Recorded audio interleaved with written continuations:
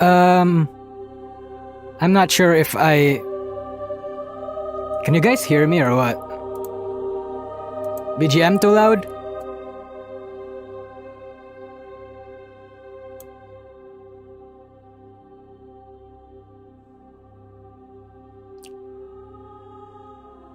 Alright, that's good. So, how do I want to begin this? I want to say konpeko, but I don't want to get sued. So, it's kind of my first time doing this. Hey chat. So, and I'm a little not so educated in browsing OBS, so this stream might be a little bit scuffed. So first of all, welcome to the official VTuber drama tier list, where I rate the disasters that happened in the VTuber industry, and rate them based on how much it affected them, the industry, and how the drama ended. So note that their ranks is based on a lot of factors and not just how big or bad that they were. Yeah, you know, I originally wanted to make this my next tier list to be a Nijisanji En outfit tier list, but hey, since this is my first time streaming, I might as well come in raw and no rubber, go nuclear and make it a bit more interesting, you know. I decided to wake up and choose violence. So, congratulations to your first stream. Thanks, man. As you can see, hold on. I'm gonna go to scene 2. Okay. So, as you can see here, I've set up this tier list myself. Sorry if the pictures are a bit scuffed, I just yoinked them from YouTube. From Google, I mean. And again, it doesn't feature all the drama in the industry since, for one, I can't remember all of them. Some drama I also didn't feature because I figured they were too obscure for most people to know anyway, especially in the indie or the small corpo side. And also, what's not included are unfortunate events that happened outside the VTuber or the subject's control. Like for example, Nijisanji India, or maybe things that happened, maybe the algorithm just stopped favoring certain VTubers and they just fell off. They became too obscure or something like that. I'm not gonna have that. Like Mirai Akari, Nijisanji Taipei or Shanghai or whatever. I don't really consider those drama because I think for drama to happen, there has to be someone or something that instigated it, and there has to be a certain reaction from either VTuber, agency, or audience. I also won't be covering drama that was not really impactful, like the little oopsie that a certain zombie did a couple months ago and it triggered Hollow ID to threaten legal action. I think we all know what happened there. Also, things that are circumstantial, like Sana's graduation. I think we all know about that because that's what everyone's sad for these days. Or Suzuhara Lulu getting threatening letters and may have had a hand in her graduation last year. I won't be covering those. I also especially won't be covering dangerous drama, like what happened to a certain blondie in an unspecified VTuber agency a couple weeks ago. And yeah, calm down, slow down. Sorry. I am a little nervous though again. Anyway, again, since I can't cover every drama that happened because of these parameters, and either I forgot to put them in or actually don't know them, but by the end of the stream, if you guys have a certain drama that a certain drama that you wanted to remind me of, put it up in chat so I can rank them accordingly. I think you need a drink. Yeah, I think I need a drink. Hold on.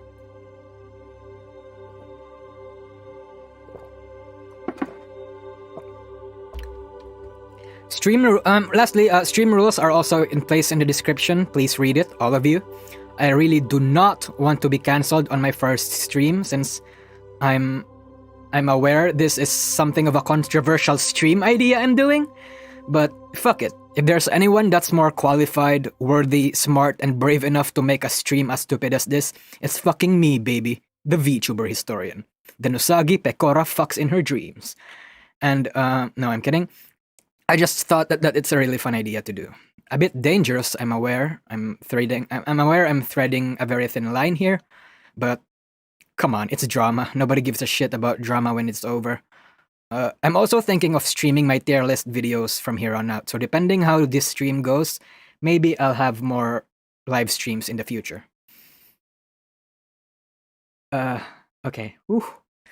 Nerve-wracking as shit. I'm I'm I'm nervous. Okay.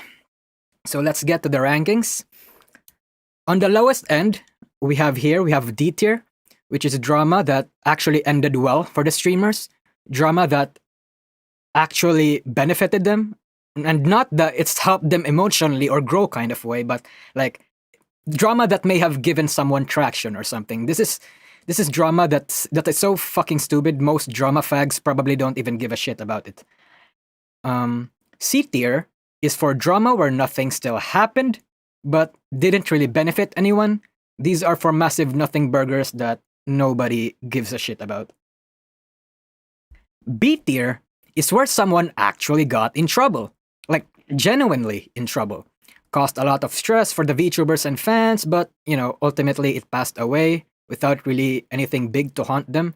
A few people got pissed, but everyone just forgot about it like a week or so later.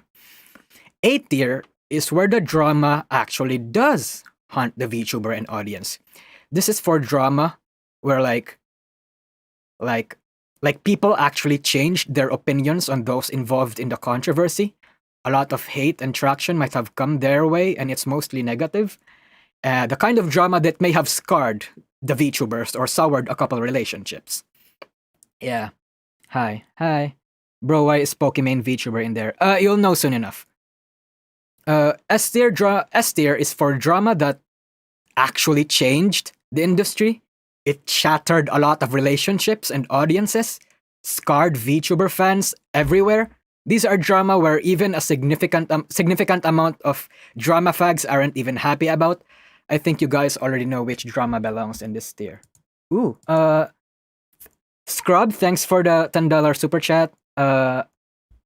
Thanks. Gachi's Seizure, thanks for the super chat too. You got this, brother. Thanks. Still a little nervous, yeah. Yeah, I feel like you guys definitely know which one caused S tier. Yeah. So with that being said, let's begin. First in the Thunderdome, we have Kami clips. So, guys, I'm just going to basically summarize the drama that happened. I could go a little bit deeper, but I'm not planning to cover all of these in like 10-minute detailed videos. Some of these are nothing burgers. Some of them I don't really want to cover. So, again, I'm just gonna summarize all of these. So I hope you're not expecting like an in-depth analysis for every single item in this list, because if that's the case, we're gonna be here all day, all night. Thanks, Einhander, for the membership. Demenek, thanks for the $5 super chat. This is going to be a wild ride. Oh, hopefully it is. So, first in the Thunderdome, we have Kami clips. So, basically, Kami clips exploded in the YouTube algorithm because of this unique approach in clipping. Unique, quote unquote. Where he basically clips the more serious parts of VTubers to an extent that I actually appreciate sometimes. In the VTuber community, there's not much people who clips out serious moments because it's all fun and hoo-has. His clips, like how Kiara talks about why VTubing and joining a VTuber agency isn't all sunshine and rainbows, is good to me, personally. Because I feel like it educates viewers. But then he got to a point where he started to get too deep into making serious clips. To a point where some clips were left out of context and actually initiated drama that wasn't supposed to be there. Especially about Kiara. See, the thing about Kiara is that she used to be something of a doom poster on herself, fucks herself over numbers, cares too much about how other people see her, that kind of thing. And a lot of times, Kami clips often clip these moments of vulnerability and cause drama, like how Kiara wondered why her viewers were leaving her or something, or he just generally puts out a lot of things out of context. But to him, he may think that he's done his due diligence of putting up proper descriptions and clarifying a lot of things, but when the clip itself doesn't have the necessary context, people don't read descriptions, people don't read comments and stuff like that. So it got to a point where Kiara actually had to address that. Sorry, and asked him to remove a couple things. I actually don't know if he complied with Kiara's request. As far as I remember, he didn't. He just ignored her. But the guy didn't even apologize until I put my own video about Clippers.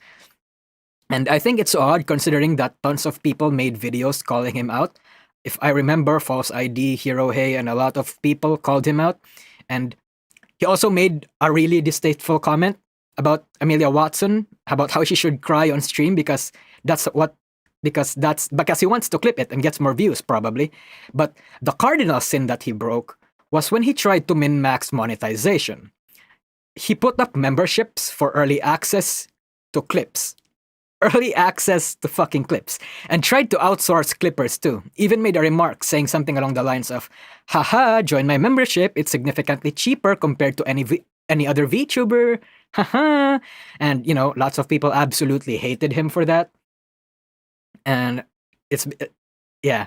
So anyway, I think this is B tier. Oh shit, hold on. Fuck. Yeah, this is B tier because it didn't really cause that much of a commotion aside from Kiara.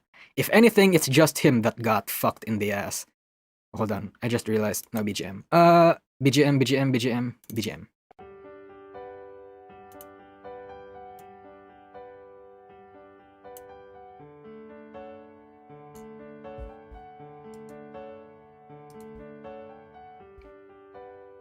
Okay.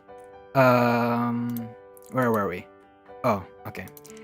Next up is the Mano Aloe's graduation. Oof. So this was Cover Corp's first colossal yabai, the massive primordial fucky wucky, their first big oopsie. And if you want the details, you can just watch it on my channel. I won't be covering the whole story again because but I am going to make a gist of it, like I said. Aloe was one of the fan favorites in Hololive Gen 5, but a couple people found her account, realized that she made an oopsie regarding her test videos that she didn't delete. They also found out that she made a lot of horny tweets.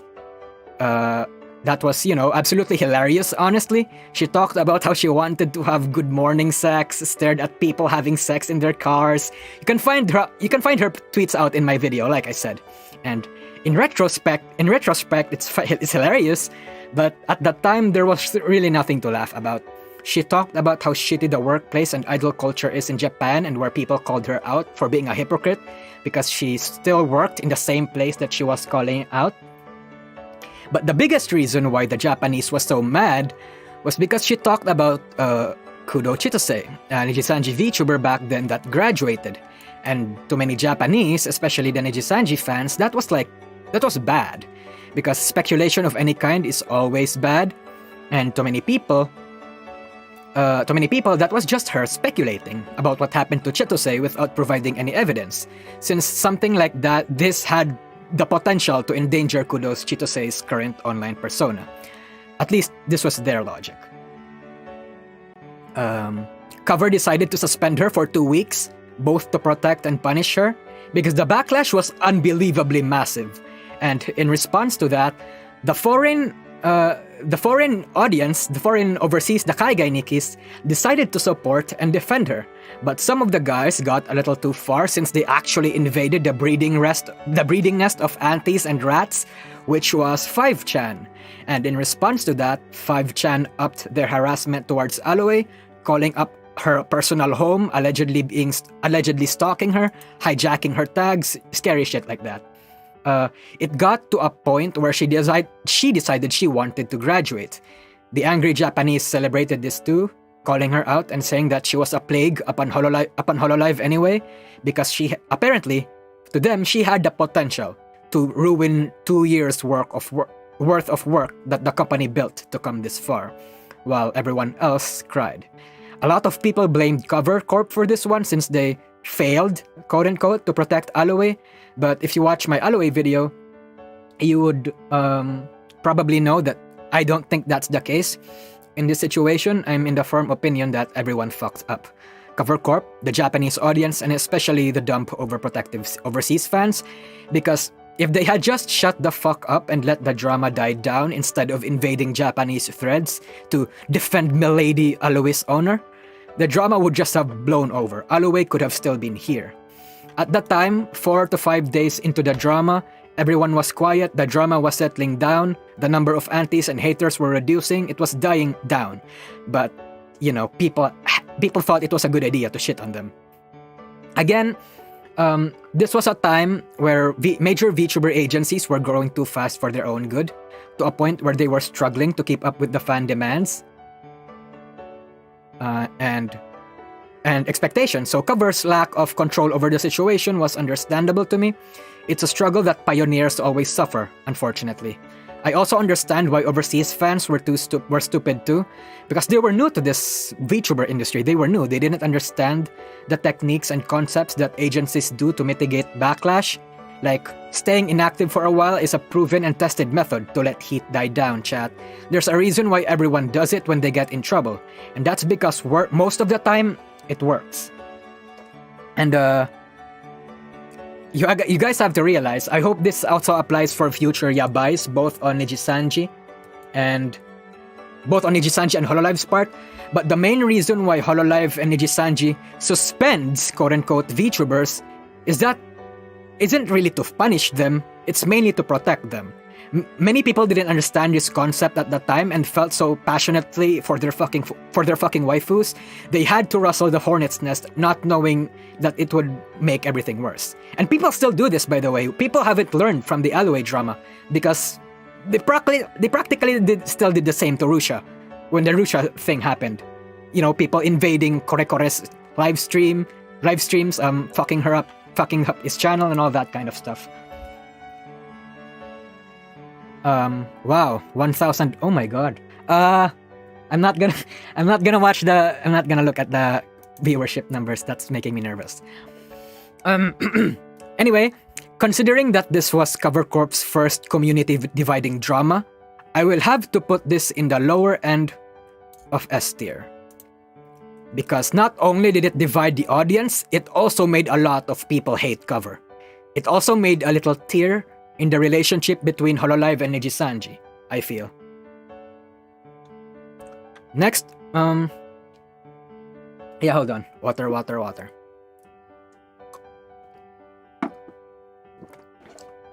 Next up is the Mori, Calliope, and Gura drama. So this happened recently, where hold on. The details are in my notes somewhere, but fuck it. I'm just gonna spew the gist of it. I actually forgot the actual details, but I'm gonna try to spitball, see if I get it right. No Jack Daniels. Sorry, I want to sleep tonight, so no Jack Daniels. Yeah. So basically, when Gura and Callie met up last week, if I remember correctly, Callie rented a house or an Airbnb that her sister managed while they were out and away. And then her sister decided to call up her friends, which in turn called up their friends, and they started having a little party. And while in the house, Gura decided to sleep in another room while Callie streamed. And this was happening while the party was still going on. And the scary part was that Callie also implied there was a lot of shenanigans going on. You know, alcohol, some ranchy business, that kind of thing. So people started worrying for Gura. And they started calling Callie out, saying that this was irresponsible of her. How dare Callie not consider the introvertedness of the shark and put her in a situation like that? But Gura said it was fine. Callie, thank fucking God, did not mention the drama like how she did in the previous controversies. But everyone moved along afterwards. There were even people who actually tried to find them. Like, people were actually trying to find the Airbnb that had a party going on. So it spawned a lot of hilarious memes and art. So, yeah. Again, nothing really happened from this, but even deadbeats. I even saw a couple deadbeats criticizing. Well, not criticizing. Criticizing is a harsh word. A lot of deadbeats were expressing their concern about how this was really bad. while the other side of the crowd that defended Callie basically told everyone to shut the fuck up since Gura is 25 years old and can handle herself well. Which is it's odd. It's odd. It's odd that people were babying a literal fucking adult. I mean, people do the same to Uki sometimes for some reason, and it still strikes me as weird because if that happens. But I mean, yeah, Callie was being irresponsible by giving the keys over to her sister and her friends. But personally, worrying about how baby Guba was gonna get whaled by evil Chad Thundercock is a little weird to me. Yeah. Patrick only, thanks for the 500 yen super chat. Super chato time, kapatid. Yeah. Thanks, man. So, in any case, do you think this is B tier or C tier? I'm actually inclined to put this at a C tier because nothing really happened from it. What do you guys think? I can't really put it at D tier though, because like I said, D tier is for drama that actually helped the VTuber. Like, D tier. I really think it's C tier, chat. So yeah, C tier. Okay. And for our second earlier bit of Mori Calliope drama, we have C-Dog VA involved. Again, please read the chat rules. I really don't want you guys to harass anyone because I don't want to get cancelled on my first live stream. What's this? The drama was not about the party but the potential docs. The address was leaked almost immediately. Yeah, true. I also yeah, thanks for that, Nick Foggy, for the super chat. Yeah. Anyway, yeah, C-Dog drama. Now this was actually more divisive than the Gura drama. Happened a bit earlier too, and with a response that could have been handled more gracefully on Callie's part. So, back in October, Connor and Iron Mouse was in a stream where Connor said something along the lines of that if you're in Hololive, you don't need to be talented or entertaining because you're still in fucking Hololive. Now, this made Iron Mouse uncomfortable, and she may have even disagreed with it, and people took the words literally. Lots of people were angry because at face value, at the surface level, it's going to seem like Connor basically said that Hololive talents were talentless or something, and they didn't need to be entertaining since Hololive's brand recognition is already strong enough to give them a massive audience. It prompted a lot of people to give Callie super chats telling her to stay away from him or something, because to them, it seemed like Connor did not have a positive opinion on Hololive. And the people that defended Connor said his statement was misunderstood because apparently all he meant was that when you join a company with a massive big name power like Hololive, you're going to be successful, whether or not you are talented, and even if you graduate like 5 months later. But the problem in the drama was that Connor didn't really explain that himself in public. Callie had to be the one to redeem him in the eyes of the audience, saying that Connor apologized to her privately. So how were fans supposed to know what he actually meant if he didn't say anything? Why did Callie had to be the one to clarify things for him instead of he himself? And that was why a lot of people were pissed. Thanks for the 200 pesos super chat. Kyle Korvaki. Calm down, take a shot, you're doing great. Thanks, man. Yeah, thank you. Thanks, Greg D. Not gonna lie, brother, I'm 25 and I'd be annoyed if I was babied. Yeah, exactly. C-Dog deserves a C tier if it was an opinion. We'll get to that later, because this drama is not over. Because a couple months later, people were so angry at Callie, right? Because to them, Callie was siding with Connor rather than her friends in Hololive. So one guy made a comic about how deadbeats were being cucked while Connor fucked Callie in a rent-a-girlfriend meme format. And Callie decided to respond to this, which prompted a lot of excited reactions on the trolls' end. Because that was what Callie was doing. She was feeding the trolls with her reaction. Admittingly, it was funny. I also giggled. Anyway, the drama didn't end there. Callie apologized and clarified herself on Twitter by saying how she was all banged up, not thinking straight because of a surgery that was done or upcoming soon. And she said something along the lines of hitting the lane too hard. And this got trolls salivating even more. This made everything worse. It prompted more memes talking about how Callie was taking drugs because lean, aka the Texas tea, is a homemade drug that involves mixing cough syrup and soda. Or whatever it was. I actually forgot. Something like that, yeah. And at this time, the I love lean meme was also starting to pop up in certain parts of the world. So shitposting ensued, depicting Callie partaking in the forbidden grape juice, and yeah, it was hilarious. Honestly, it's gotten to a point where the meme originally started to throw shade at Callie. Originally started to throw shade at Callie, but now it's just to have fun around, honestly. Most people who does the Callie Lane meme don't actually really hate her anymore, they're just having fun. It's gotten the same kind of legendary status as the Ayame Nakadashi meme, honestly. Where is the Game Club project, which is... Oh, hello! Oh my god, I forgot the game... Oh my god, I'm sorry, I did not put it here. Oh my god. Holy shit, you're right. Thanks for reminding me. Holy shit. Connor is cool, but he simps for V Shoujo. Also thinks he doesn't like all my essentially is the thing. I mean... I guess that's an opinion. Thanks for the $5 super chat, though. But in the end of this drama, everyone's fine. Callie got out of it. Everyone moved on. But she did develop a fair bit of doom posters from this drama, though. Actually, I think it was this drama that started the Callie doom posting train. So I'm more inclined to put it on the A tier because this actually started a small movement and spawned a meme. Covercorp wasn't affected, but Callie's reputation did get a hit. So yeah, I'm thinking lower end of A tier. What do you guys think?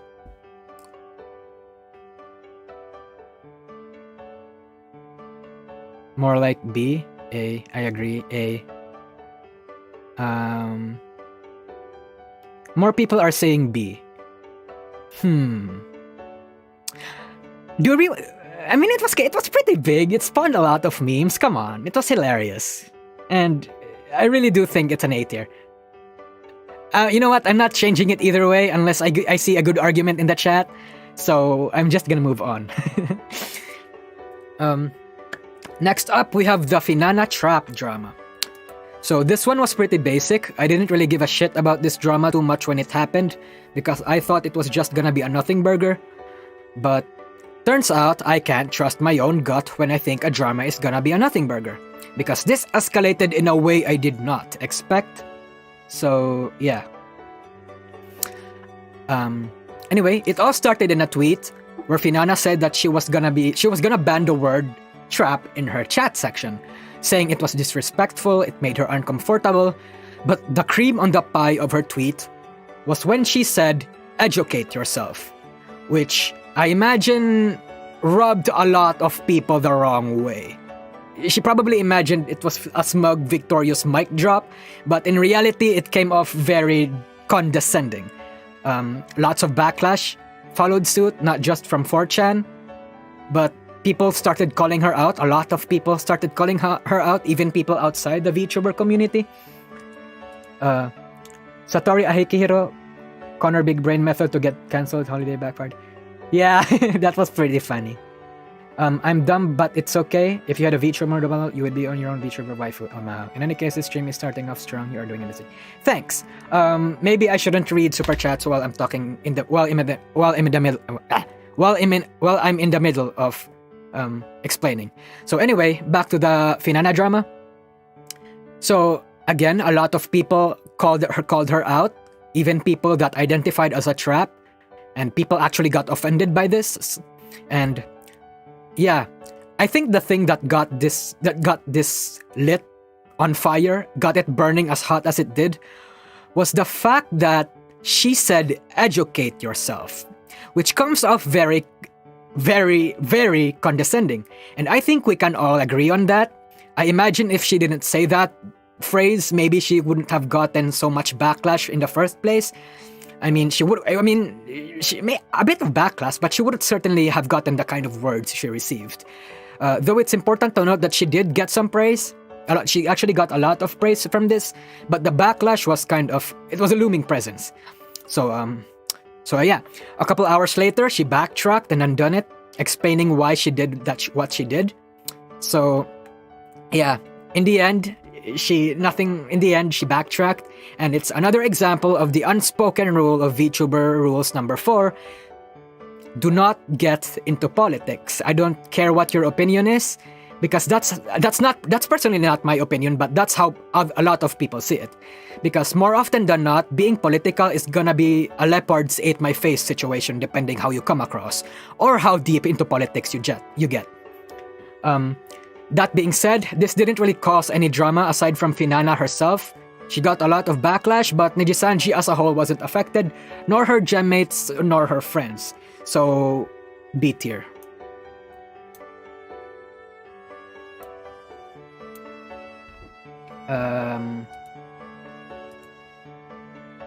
Right below this live stream is a picture of Mista in a goat suit. It makes me laugh. Thanks, Greg D. Yeah. Oh, do I have to... Lots of new people in the chat. Fuck. Just a recap, S tier is for big drama that happened. Like, it's actually, like, industry-shaking drama. A tier is drama that had a lot of things going on, but, you know, didn't really cancel anyone. B tier is for stressful situations, but nothing really happened. C tier is for nothing burgers, and D tier is where drama that benefited the VTuber in question. Toto95, Yo Nosagi, where you think though will you ever see the brilliance of all these drama on channel? Keep up the good work, my man. Again, chat, I'm sorry I got, like, a lot of things. I didn't put up a lot of things in here because either I forgot or a lot of things, I didn't know a lot of things. Again, I also wanted to have put the game club drama here, but again, I forgot. Truly sorry about that. 2K viewers? Okay, yeah, I'm not... That's making me even nervous. Why do I have 2K viewers? What the fuck? Anyway. Now this next drama is actually hilarious. Now we get to the never cancelled nipple man of Nijisanji. Of all the sad drama that happened in 2021, this was drama that was actually hilarious instead of being sad. Now, to the Japanese, it might be infuriating or egregious, but to Kai guys like you and me, this was absolutely hilarious. So, when Lauren was doing I think it was a Valorant stream. When he was doing a Valorant stream, a couple things on his file explorer was exposed, and 2 of the exposed folders had key numbers on it, or what the fuck is it called? Product number? Product key? I don't know. So yeah, anyway, as it turns out, those product keys actually belonged to Prawn. I don't wanna get demonetized. Prawn. The P word. Yeah. So I think you guys know what I'm talking about. Anyway, it belonged to an adult video, but it turns out that adult video was pirated.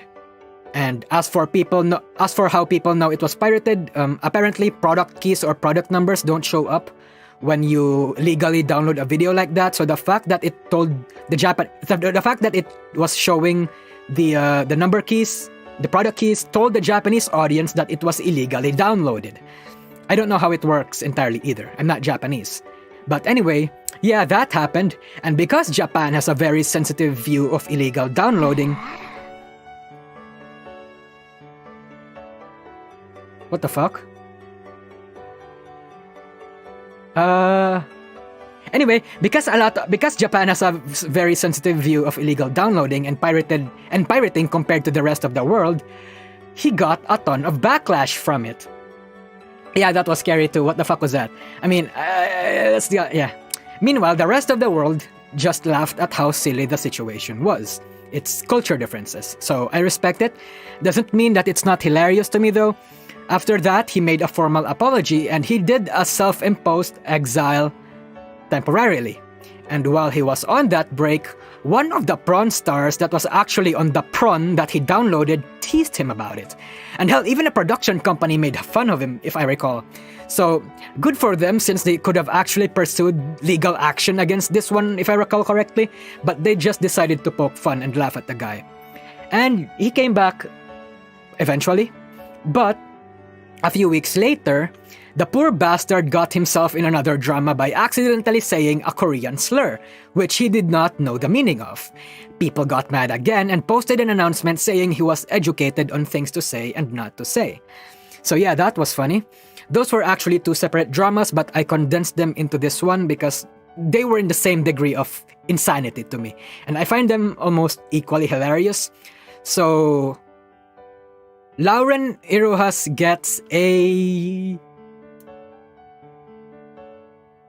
C tier? I mean, it was a big deal for him, chat. Let's be honest. It was a big deal for him because it's Japan. But for us Sky guys, it was hilarious. Come on. Who gets cancelled over exposed porn, chat? Come on. It was hilarious. C tier. Yeah, C tier. Yeah, C tier. Oh, and you know what the worst part about this chat was that he got a nickname the nipple boy of Nijisanji since the adult videos he downloaded had a nipple teasing fetish. Cultured, if I say so myself. Poor bastard had his fetish exposed for the whole world to see, so it was hilarious.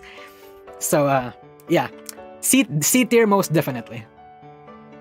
Gonna read some super chats for a bit. Thanks for the $20, Cleave the World, for your future VTuber model.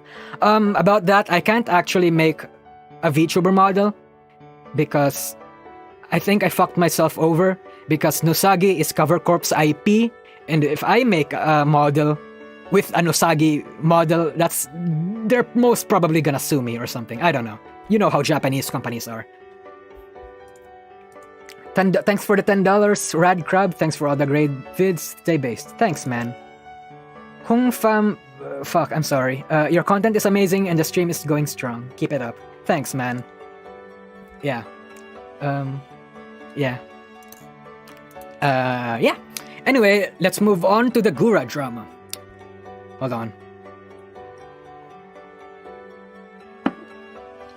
The Gura drama. So back when Gura was exploding back in the VTuber community in late 2020, she got herself into a little bit of drama when a lot of Twitter users were mouthing over why the short girl was exploding as big as she did. But the main reason they were pissed was because this was a lolly short girl. Emphasis on the lolly. Now, you know Twitter with their whole lolly is pedophilia bullshit, so of course they started attacking the fans and even Gura herself.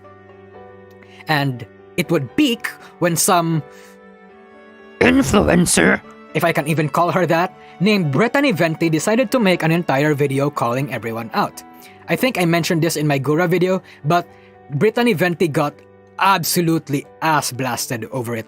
She got ratioed to oblivion and even changed the title of her video so nobody could ever find it. Gura then subtly replied to her by also making fun of her in one of her thumbnails, and people underestimate how big this drama was because it was big. Because tons of people found Gura and got into the rabbit hole because of this drama. It was massive at the time, but this actually benefited drama. No, this drama actually benefited Gura. So this is going into the D tier, our first D tier. Not the kind of drama that even drama fags would want to bite, honestly.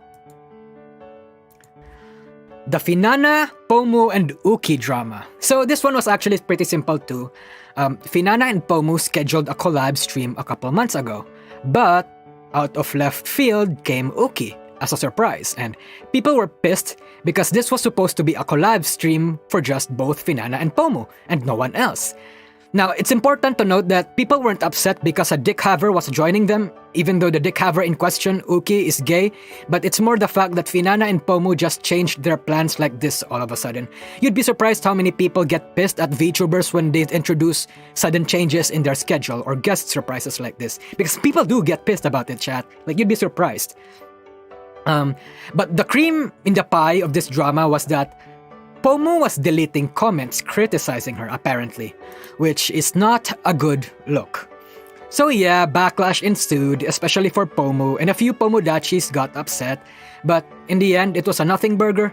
It didn't really develop any further than this, so absolute C tier.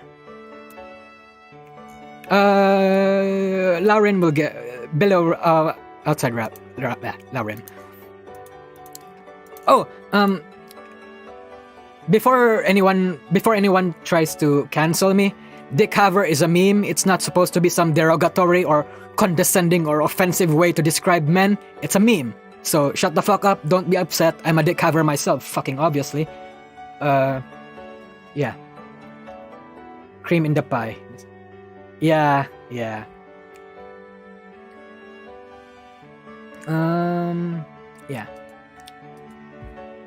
Next one is the Kason v Shoujo drama. Honestly, chat, is this even drama? I actually forgot why I put this here. I mean, there wasn't really any drama surrounding her joining V Shoujo. More like concerned people and those shocked at the sudden switch. Lots of people were angry, a lot were half afraid but also half excited. Some were disgusted, others were happy. But I guess some Chinese artists, like I think it was Nyanar's character artist or something, some V Shoujo Chinese pirates decided to boycott V Shoujo because of Kason. But honestly, I was looking at the Chinese VTuber scene before when this happened. Honestly, it wasn't really that much of a big deal. At least to me. Yeah, some people were angry, but nobody really gave a fuck. As far as I could tell, it's just a few bad apples. I actually forgot why I put this here, actually. Chinese clipper or two boycotting V Shoujo isn't really drama. Maybe because of the anxiety that followed after her announcement. Kanata and Suisei were... Oh shit, am I doxed? Oh my god. Oh my god. Can I do it? Can I say it? Basically, Kanakoko house was over, so I guess that's yeah. Oops. I'm gonna get cancelled, fuck. Anyway. I mean, I already said who she was in my Coco videos, though. I made like 3 videos about Kason, chat. Come on. And I also mentioned her. My kind of niche is very sensitive, chat. I have to be careful in handling these things. So yeah, sorry. So anyway, yeah, I remember people absolutely melting down in 4chan, spitting on Coco's grave, inhaling the cope that she's gonna fix V Shoujo or something. Because yeah, a lot of people don't like V Shoujo, and we'll learn why as we'll get further into this tier list. Whatever the case, I'll just put this in the C tier for now, honestly. I don't remember why I put this here. I made this tier list like a week ago, but so I don't really remember why I put this here. C tier. Yeah. Yeah. The Lamy, I don't know if you guys are familiar with this, but I don't know if you've heard of the Lamy janitor drama. Hold on. Super chat. Bishop Prestler, I felt betrayed. Sorry man, that's what I do. Kason, is it the playism drama? No, that was like over a year ago, and it wasn't really drama. I just got replaced because a couple angry Chinese decided to tell her to fuck off, I guess. Best response to the V Shoujo artist was by Felicia. Yeah. Anyway, okay, I'm surprised a lot of people were familiar with the janitor drama. It wasn't actually Lamy though. I just think that Lamy had the most effect of the drama. Well, basically, it was actually an entire Gen 5 as a whole, except Nene. Everyone in Gen 5 was affected except Nene. So a couple years back, Aqua, Marine, and Gen 5 made this skit, right? So Aqua wanted to hire Gen 5 because at this point, the whole Usada and Akokin Kensetsu wars were going strong, if I recall correctly. And to show off how great being an Akokin Kensetsu member is, she showcased Marine, who was still working in the company as a janitor for 20 years. And the Gen 5 girls laughed at that, saying that, hey, being a janitor for 20 years is not something to be proud of or something. They said something along those lines. Then a lot of Japanese people, mostly from Nico Nico as far as I've heard, clipped this particular moment, made an out of context and incomplete clip showing that Gen 5 were making fun of janitors and that it was discrimination towards that certain job. Occupational discrimination. So anyway, that ship showed that Gen 5 was making fun of janitors, and Botan even tried to derail the situation, saying that, hey, while this stream was happening, by the way, Botan said something along the lines of, hey, this being a janitor isn't actually that bad, it's an important job. Even still, people attacked them for it, and they even had to put out an apology. They made a somewhat insensitive remark for a skit and got people angry, and they apologized afterwards. So I'm using Lami, because in the picture, because I think she had the worst fallout. Even after she apologized, she got told that she was spoiled, death threats, told to retire, all that horrible shit. It all took a toll on her. So Wami got, it was pretty bad. It was a pretty bad time. This is a B tier. I don't know if I'm making that sound like as bad. I don't know if I'm making that sound bad as, bad as bad as possible. I don't know if I'm over exaggerating it, but I recall that it was kind of bad. So it was a B tier. Up next, we have the Tokoyami Towa drama. I swear to God, what the fuck was that? Never mind. The Tokoyami Towa drama. So, a couple years ago, while Towa was streaming, she forgot to mute the mic, and in the background, a dick haver started talking. People were like, what? What's a male doing in my Towa-sama's stream? And then people started getting riled up, and Towa lied. She kind of lied. She said that the voice they heard was from her manager, which made things weirder, because why would your manager be on your house while you were streaming? But people didn't really buy that excuse, and she got a fair bit of backlash from her gachikois. Following this, she took a break for a week or two, and continued as normal. It's your typical gachikoi tries to cancel VTubers for having a male friend and fails story. It's kind of uneventful, honestly, fairly unimpressive, but it did show the English side of VTubers, that the dangers of, gachikois and the toxic side of idol culture, despite Towa not really pandering to gachikois as much as like Russia. But despite not pandering to those kinds of stuff, you know how people are, chat. They will. It's going to exist in some way. This is going to be C tier. Because like I said, it was stressful at the time, but it was kind of a nothing burger. Ooh, and we get to the big boys, the multiple Kizuna Eye drama. This is our first top level S tier drama, because this was huge, massive.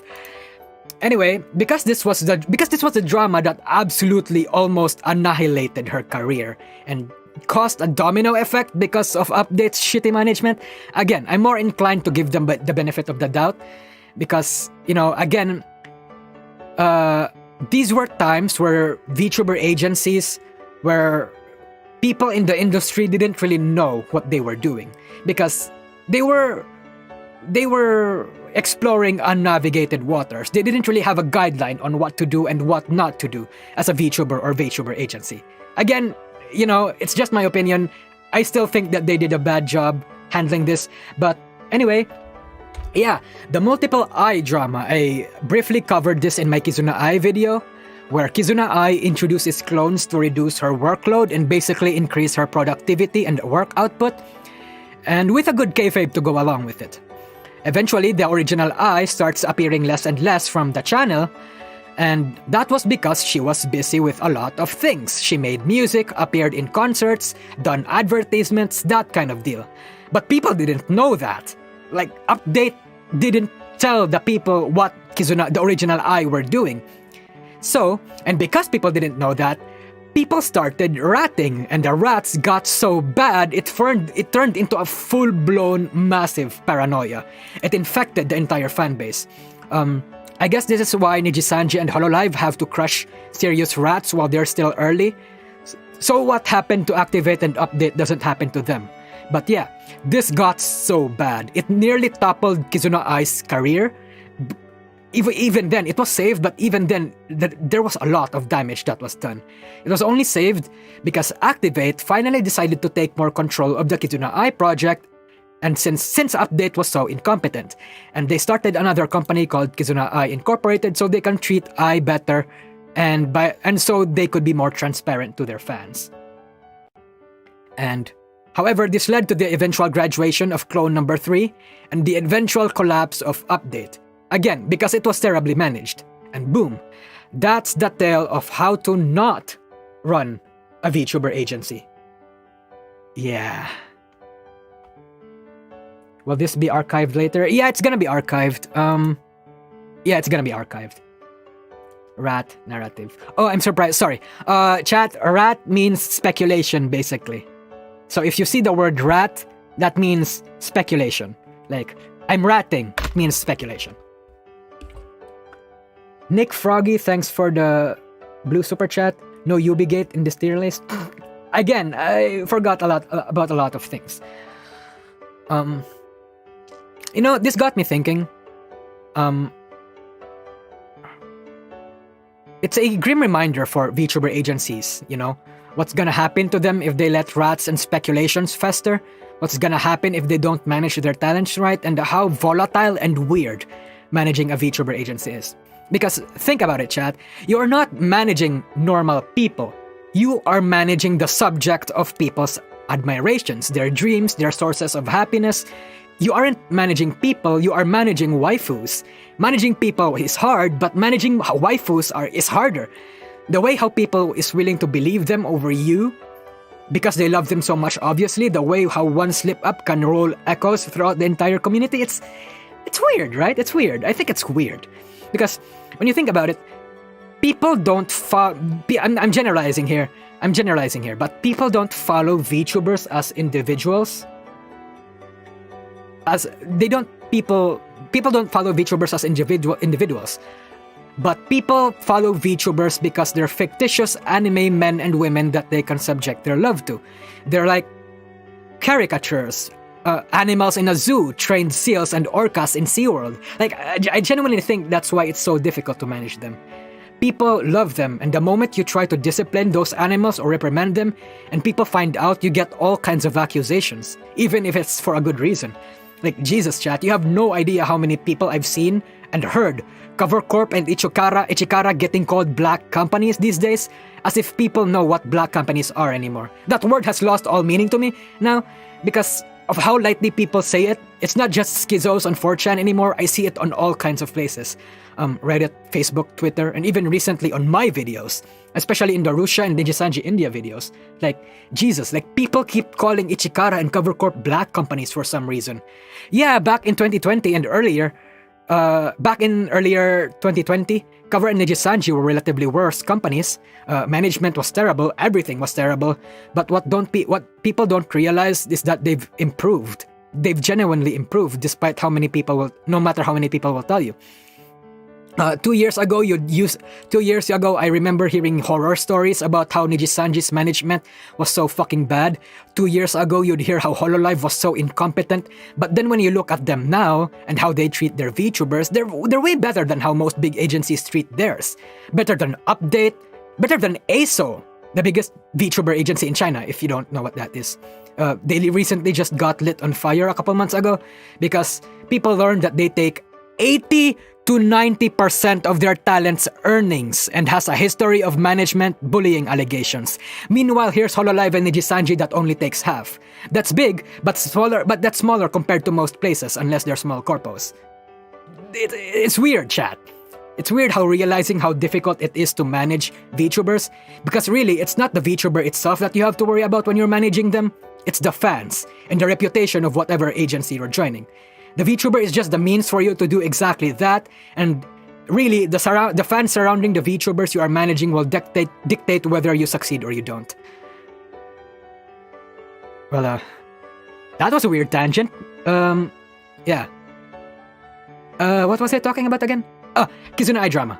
S tier. Because it set a precedent in the industry, told the grim tale for VTubers out there what to do and what not to do so they don't meet the same fate.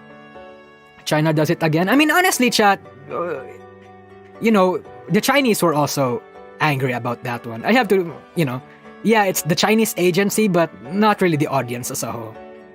I hope you guys don't consider me a Chinese shill after saying that one, because I feel like I have to be fair here. Like ASOL doing that deserves the kind of backlash it did. And Carl also got terminated by this, by the way. Yeah.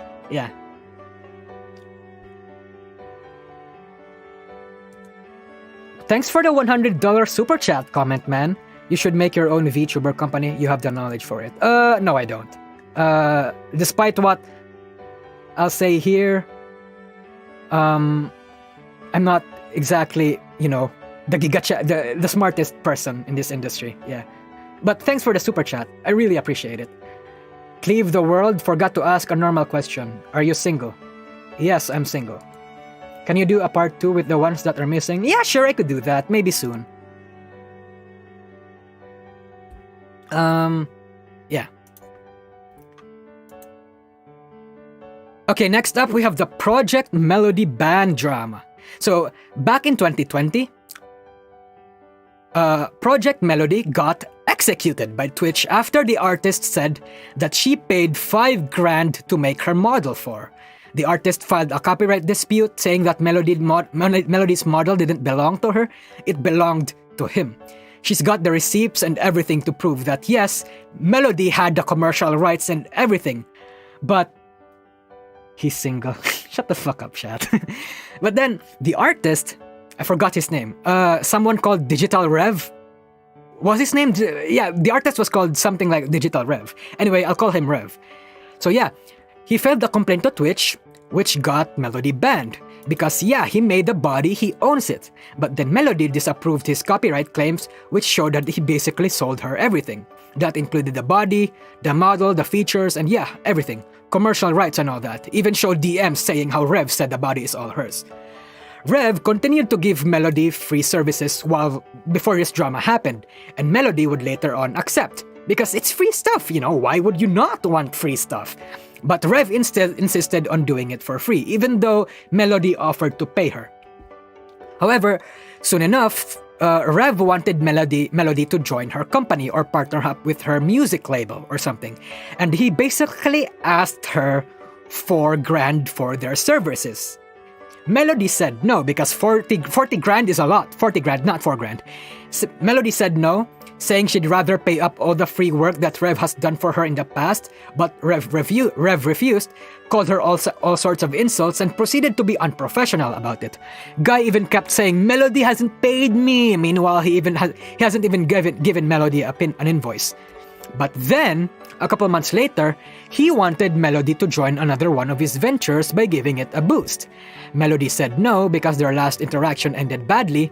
The guy was insulting her and everything, and the guy had the gall to approach her again. However, this time, he'd accept Melody's offer to compensate him for everything that he's done for free.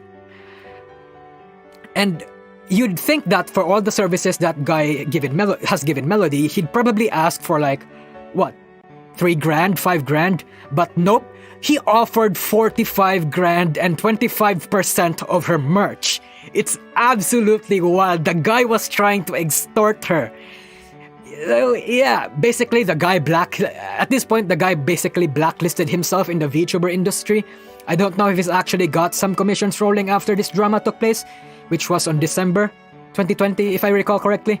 In the end, though, Melody got unbanned, probably settled for a significantly fairer price to put this behind them, and everything's fine. Overall, I'd say this was B tier, because it stressed a lot. It really stressed Melody out and her fans, because this was happening for months, weeks. But again, it's a tale for indie VTubers out there to make sure not to take offers that are too good to be true and to read the content of the contracts really well. What was A again? A is like for drama that actually like made a big commotion that lingered. Yeah. Why do you always sound so triggered? Do I sound triggered? I'm sorry. Yeah. Okay, next one is a very wild one. Is anyone familiar with the King Yuzaka Meiro and Yuzuki Roa lawsuit drama? Is anyone familiar? I'm ESL? Yeah, I'm ESL. I'm sorry. I know like a lot of people hate ESLs. Fuck you, VT. But yeah. No, I'm surprised a lot of people don't know about this drama. So, how do I even begin to summarize this? This is actually really hard to unpack. Narukami Sabaki played a role in this drama, which turned out to be wrong, but he himself admitted he was wrong and even showed proof that Meiro was the bad guy here. So basically, in Neji-sanji, there were these two livers named Meiro and Roa. The girl you see on screen, that's Roa. Yeah. So there was this girl named King Yuzaka Meiro. Now, first of all, Yuzuki Roa debuted in 2019 and has this accent that in her kayfabe is related to how she's demonic or something. She's built up that kayfabe and accent throughout the course of her career, but enter King Yuzaka Meiro, who just debuted around mid-2020. And, oh no, Meiro has a certain accent that's quite similar to Roa. Now, again, they take these things very seriously in the VTuber community, because your accent and how you sound is basically part of your identity as a VTuber, chat. It's basically one of the reasons why Veibe kind of threw shade at Shy Lily, but we'll get there when we get there.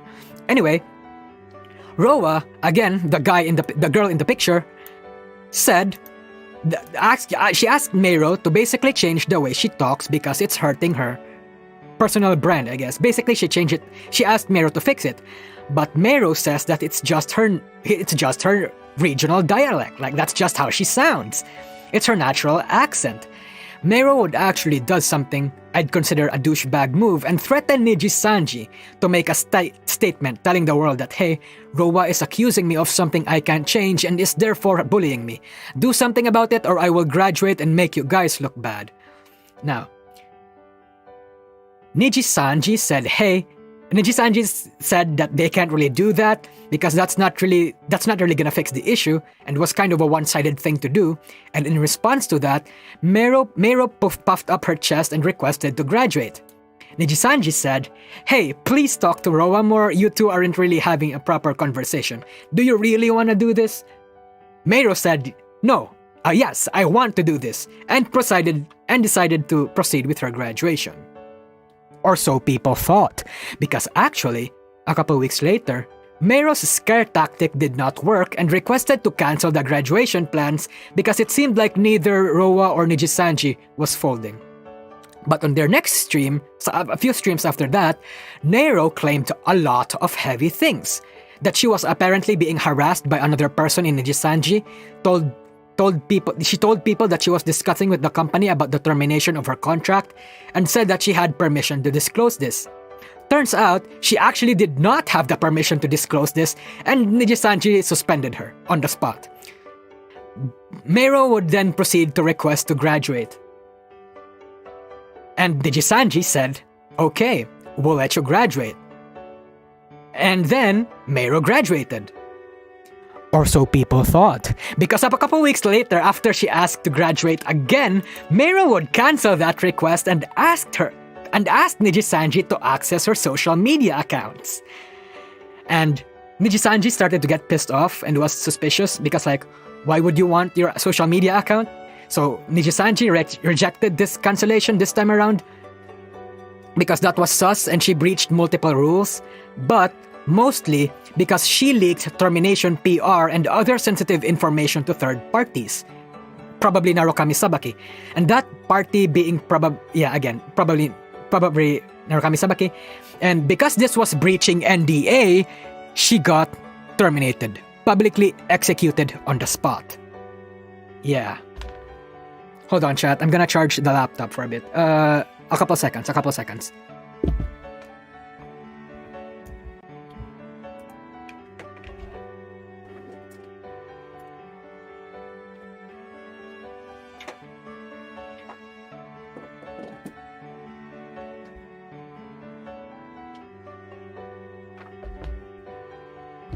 Okay, I'm back. So, yeah, anyway, this was wild. It actually seemed like Mero was being the douchebag here, and it would be later backed up by Narukami himself. Conversely, it was actually Narukami himself who offered proof that the girl has a history of being a liar and a copycat. So, yeah, I don't know if Narukami was the good guy or the bad. I mean, you know, he's not really a bad or a good guy in this situation. He was just the guy that did his job as a gossip YouTuber, VTuber, I guess. And that's, you know, how everyone thinks of gossip VTubers in this community. So as a result, the drama didn't actually end here, by the way. The drama doesn't end here. So as a result, Rowa stayed silent throughout the entire thing, throughout the drama. She was providing lots and lots of proof that the things Mero said about her were blatantly false. And then somewhere around December of 2021, she would proceed to sue Mero, like file a lawsuit. It's not really drama that anyone can laugh at, more like stare at in awe at how much of a massive train wreck this is. So many moving parts, and all because someone didn't want to stop copying Rowa. This gets... What do you think, chat?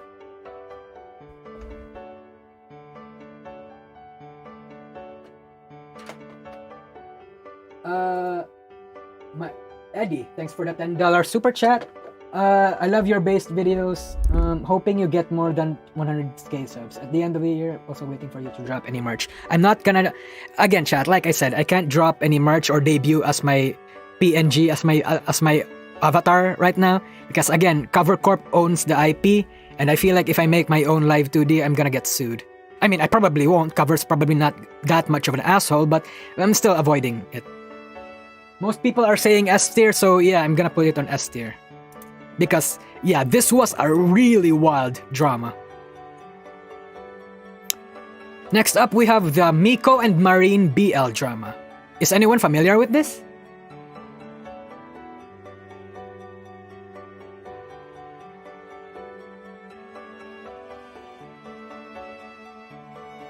Lots of people saying yes and no. So anyway, back in 2021, Marine and Miko had an off collab, and Miko left BL dojins on her refrigerator, and had Marine find them.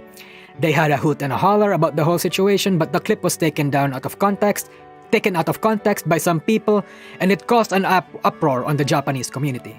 The artist found out, got a bit upset, but then people also exaggerated the severity of their tweet, and then it trended on social media. Again, the artist was shocked actually because people were taking the entire thing to such an exaggerated manner, to a point where he actually felt bad, apologized, and asked people to please shut the fuck up and stop. And naturally, people do the complete opposite of that and still rage. Kaigai-nikis take notice of the situation, try to defend Nico and Marine, like how, you know, not exactly how they defended Aloe, but they tried to calm the situation down. But fortunately, it did not reach that same level of intensity. It all passed out really quick, formal apologies were given, the stream was privated, all those standard stuff and procedures. This is... C tier, honestly? Right? C tier, right?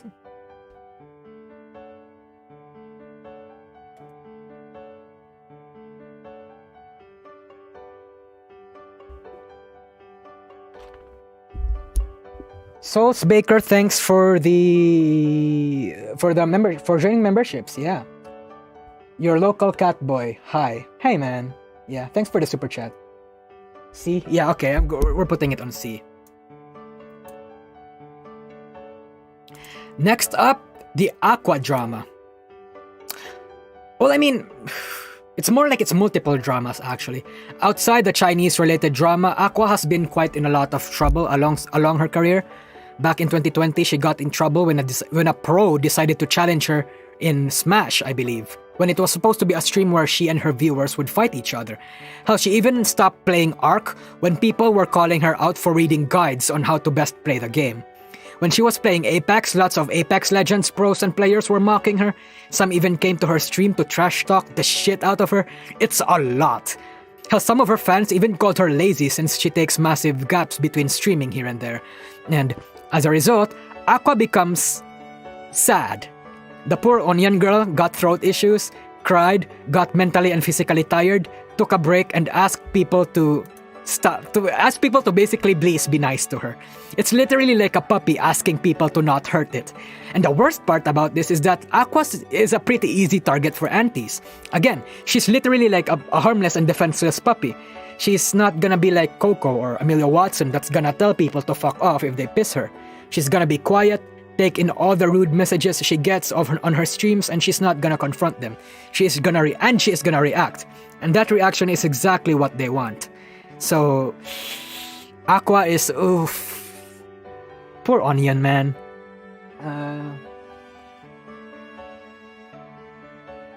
Honestly, what do we think, chat?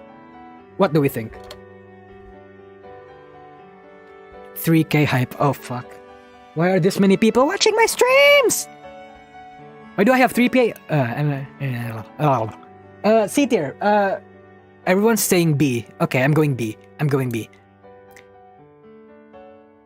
I would actually argue this is bigger than the Finana drama, so I'm gonna put it higher. Next up, we have... hello again, Calliope Mori. Yeah, Kali's been in a lot of drama this year. Like I said, the Kali doom posting train... Hey. What? Wait. Is Fauna here? What the fuck? What happened? Oh, never mind. That's the BGM. Okay. Yeah. Yeah. Basically, chat. Okay. I'm gonna tangent for a bit. I basically download the Fauna BGM 1 hour version, and apparently the uploader must have put in bits and pieces of her voice throughout the entire thing. Thanks, by the way. I'm gonna replay it. Wait, hold on. I'm looking for a BGM. A new BGM.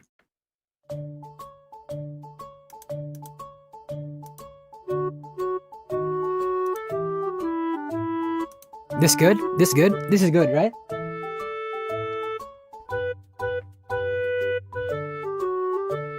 Agemeyer, thanks for joining my memberships.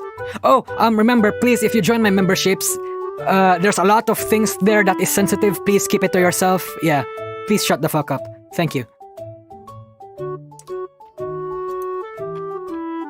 Anyway, Kali.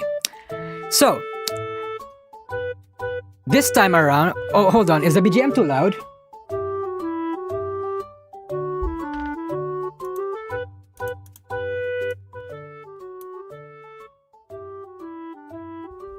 Better? Better?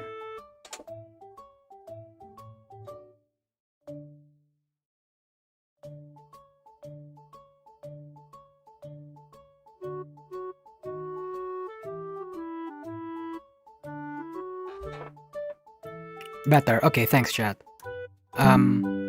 Okay. So we're going for Calliope again. Anyway, since this time around, it actually revolved around her April Fool's prank, where she made an actually very high-effort shitpost parodying the tryhard SoundCloud rapper and made songs called Seaman. I believe that's her gender belt version name. Seaman. Which is kind of clever, actually. The song slapped harder than the song slapped harder than an abusive mother. But people got upset at this. People accused Kali of being racist because she was acting like a black man, the people on the hood kind of deal. People then dug up her past and found out tweets where she said those words, you know what I mean? A couple of years ago, like 5-6 years ago. Some people were upset, some even black people were defending her. Small YouTubers who had no affiliation or interest in VTubing tried to capitalize on the drama and joined the bandwagon for some brownie points and ended up failing. She then addressed it, saying that yeah, she was stupid and when she was young, didn't know these kinds of things back then, like what's offensive now or whatever. Also told people to fuck off. But yeah, Kali the uncancelable lives through this drama yet again, and people have since forgotten about it. So, C tier.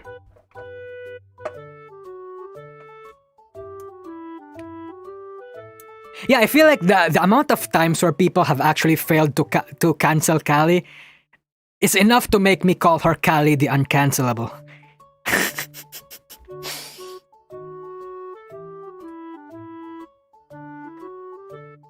Holy shit, that's a lot of memberships.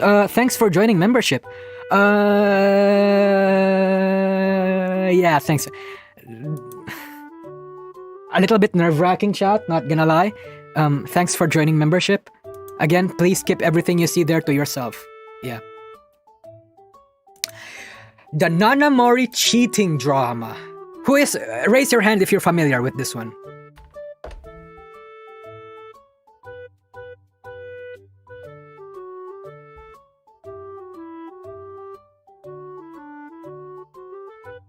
Lots of you are saying no.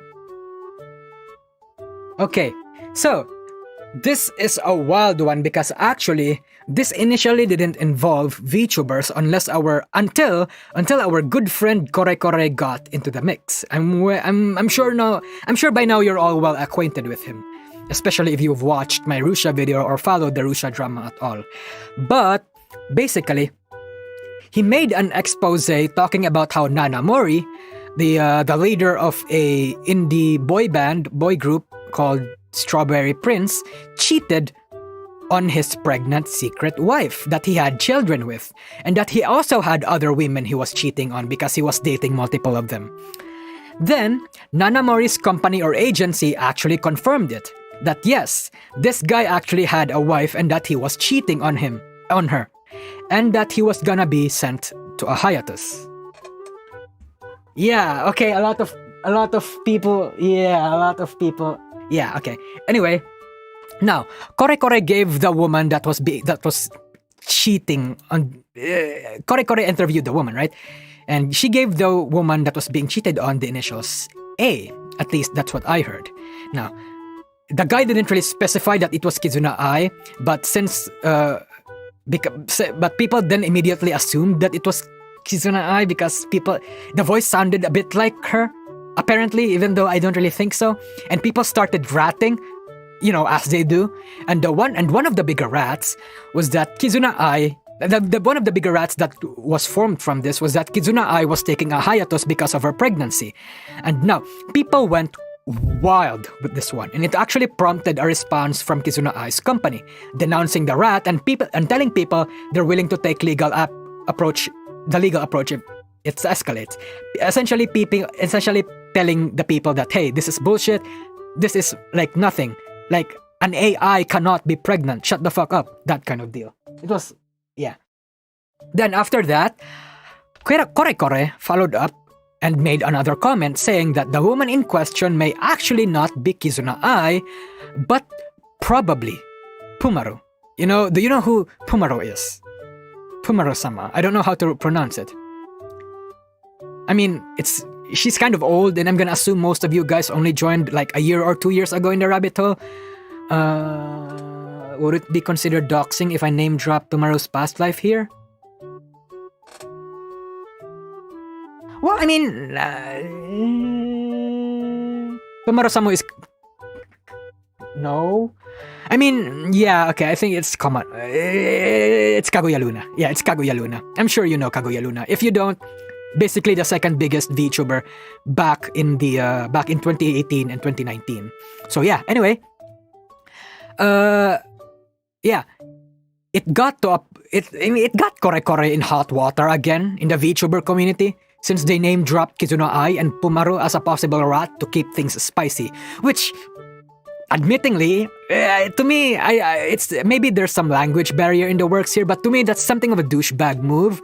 The fact that they actually smudged the dragged along Kizuna Ai and Pumaru and VTubers in general here made me that's not good, man.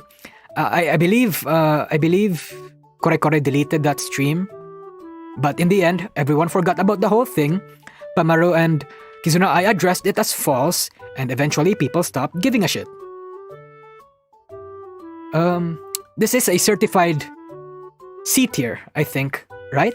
I mean, the circumstances for Nanamori's part was big, but again, the fact that this didn't actually involve any VTubers makes it not really makes it a kind of a nothing burger to me. So honestly, I'm thinking C tier because again, yeah, the cheating is bad, but it didn't really involve VTubers. Like Nanamori isn't a VTuber,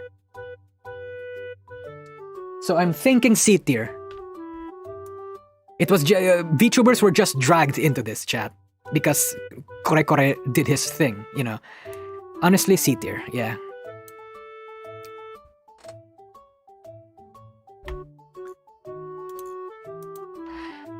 Next up, we have Narukami Sabaki, which has been cancelled like 4 times now.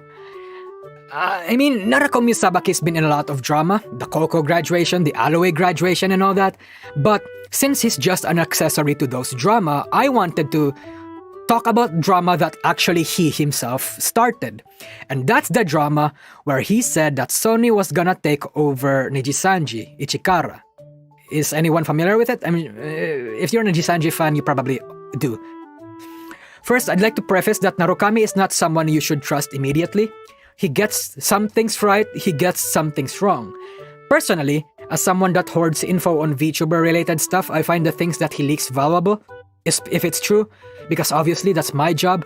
But as a regular viewer, I would advise against listening to this guy 100%, because in times like this one, he can be absolutely slanderously wrong. He basically just takes up 5chan rats and runs with it.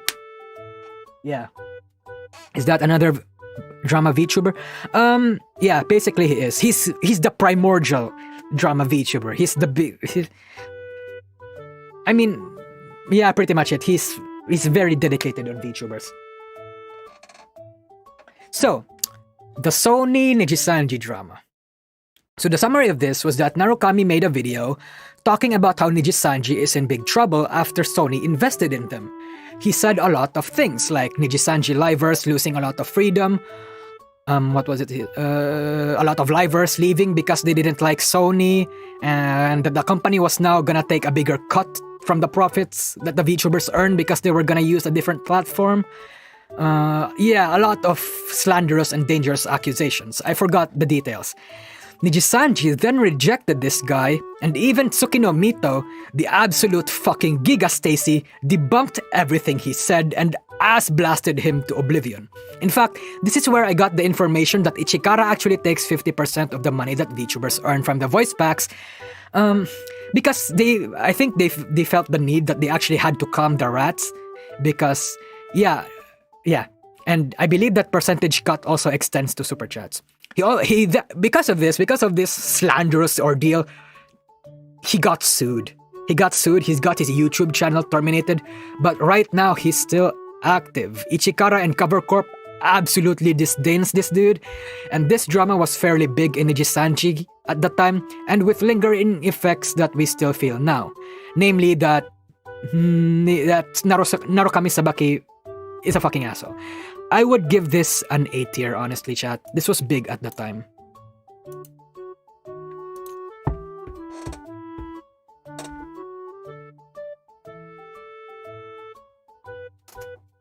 Oh, so fuck. A lot of super chats. I'm sorry.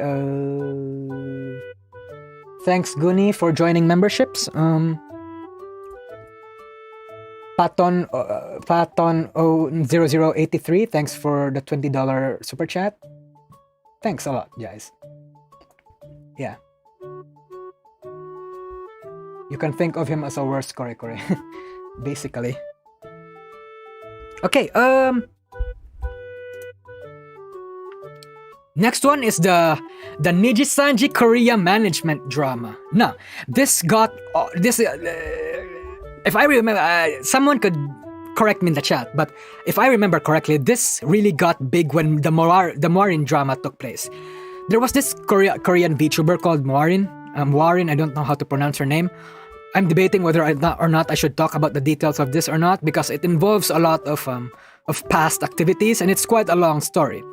But basically, Maureen was an asshole, a literal abuser, and then a lot of shit followed. Shit.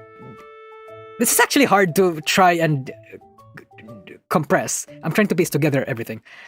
Because there's just a lot of things that happened in that branch. So much things going on. Its biggest... Excuse me. Its biggest member, Donbora, leaving, Yuya suing Ara after her graduation, lots of people graduating, allegations that the branch were ignoring or actively encouraging harassment towards certain members. It was just an entire... It was a nightmare. Honestly, I kinda don't want to untangle the whole thing. Yeah. Hiccup ASMR. Sorry, chat. Yeah. Anyway, yeah. Again, I really don't want to untangle this. I'm trying my best to try and untangle it from the very beginning, but it's hard. Maybe I should have made an entire script to read it off of. This is going to be on the B tier or A tier? What do you think, chat?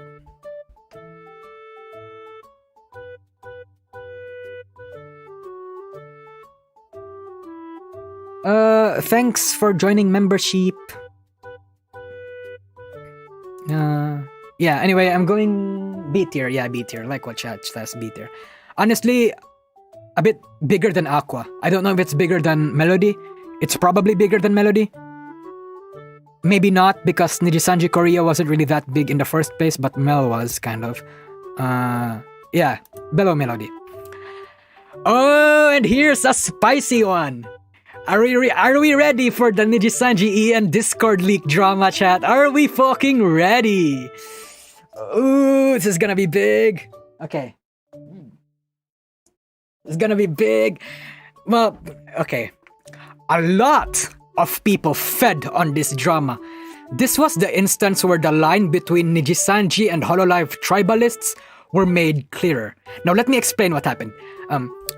Petra was streaming one day with the rest of her friends, and something happened and her Discord window was flashed for a bit. People took up that Discord window and discovered that Niji EN was apparently trash-talking Hololive console. Well, yeah, just console, yeah. A lot of people reacted violently to this. Hololive fans were mouthing, while Nijisanji fans were trying to calm them down, trying to say that, hey, this isn't so bad. Nobody was trash-talking anybody. But yeah, Fulgur was being a little distasteful by implying console was a failure for not reaching the same levels of success that Myth reached. And you know what? Most Hololive fans actually agreed with that. Some people were still angry at the Niji boys, more specifically because they were poking fun at the Hololive EN curse. But most people shifted their attention towards Fulgur. Nobody was harassing him or anything. Nobody was harassing. There was nothing really tangible that came from this. But when Ollie greeted Fulgur for his birthday, I think, was it for his birthday? I forgot if it was actually Fulgur's birthday. Ollie greeted him, because that's what Ollie does, right? Ollie's a sweetheart. I forgot what the occasion was. But Ollie engaged with him on Twitter, and fans were quick to tell Ollie to not engage with him because, you know, what happened on the drama. They bothered Ollie so much she had to delete her tweet, and it's kind of distasteful in my opinion. Personally, what Fulgur said, obviously, I also didn't agree with but I also didn't agree with what the fans were doing to Ollie. Actually, I was more triggered about the fans doing this to Ollie than what Fulgur said itself. Because, I mean, in Hololive, I think Ollie is the connective tissue, the bridge, the social butterfly, the Jesus Christ of Unity fags in the VTuber community for Hololive to connect with other VTuber agencies and indies. Because Ollie's just that kind of person. She's a fucking sweetheart. How can you hate Ollie? I can't overstate how important Ollie is for the VTuber community, chat. There's a reason that she reached 1 million subs. So I don't like it when she gets talked down like that. Even though I talked down because I think her character design looks bad, which a lot of people gave me shit for. And I'm still standing by my opinion for that, by the way. Fuck you, chat. Yeah. We love Ollie in these parts, yeah. Anyway, This drama caused the rift between Nijisanji and Hololive to be bigger, and that's unfortunate for me because I grew up in the industry in a time where Nijisanji and Hololive audiences were like best friends, right? The fan bases overlapped, but as they grew bigger, while the company may still be friends, especially in the JP side of things, the community kind of got divided in a way, I must admit. Some part of me is a Unity fag, because I miss the times when you couldn't even tell the difference of both a Nijisanji and Hololive fan, because they were both into the same things and were so similar.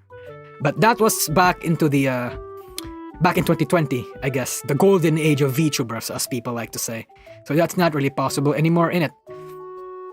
Yeah, this caused a lot of seething, and I think we can still feel the effects in some subtle way. What do you think, chat? I actually consider this high grade, A tier. I would have put it on S tier if the talents in the screenshots actually started disliking each other following this. Even Kalayopi Mori followed a few Nijisanji members when this happened a couple weeks later. But, you know, she later refollowed them.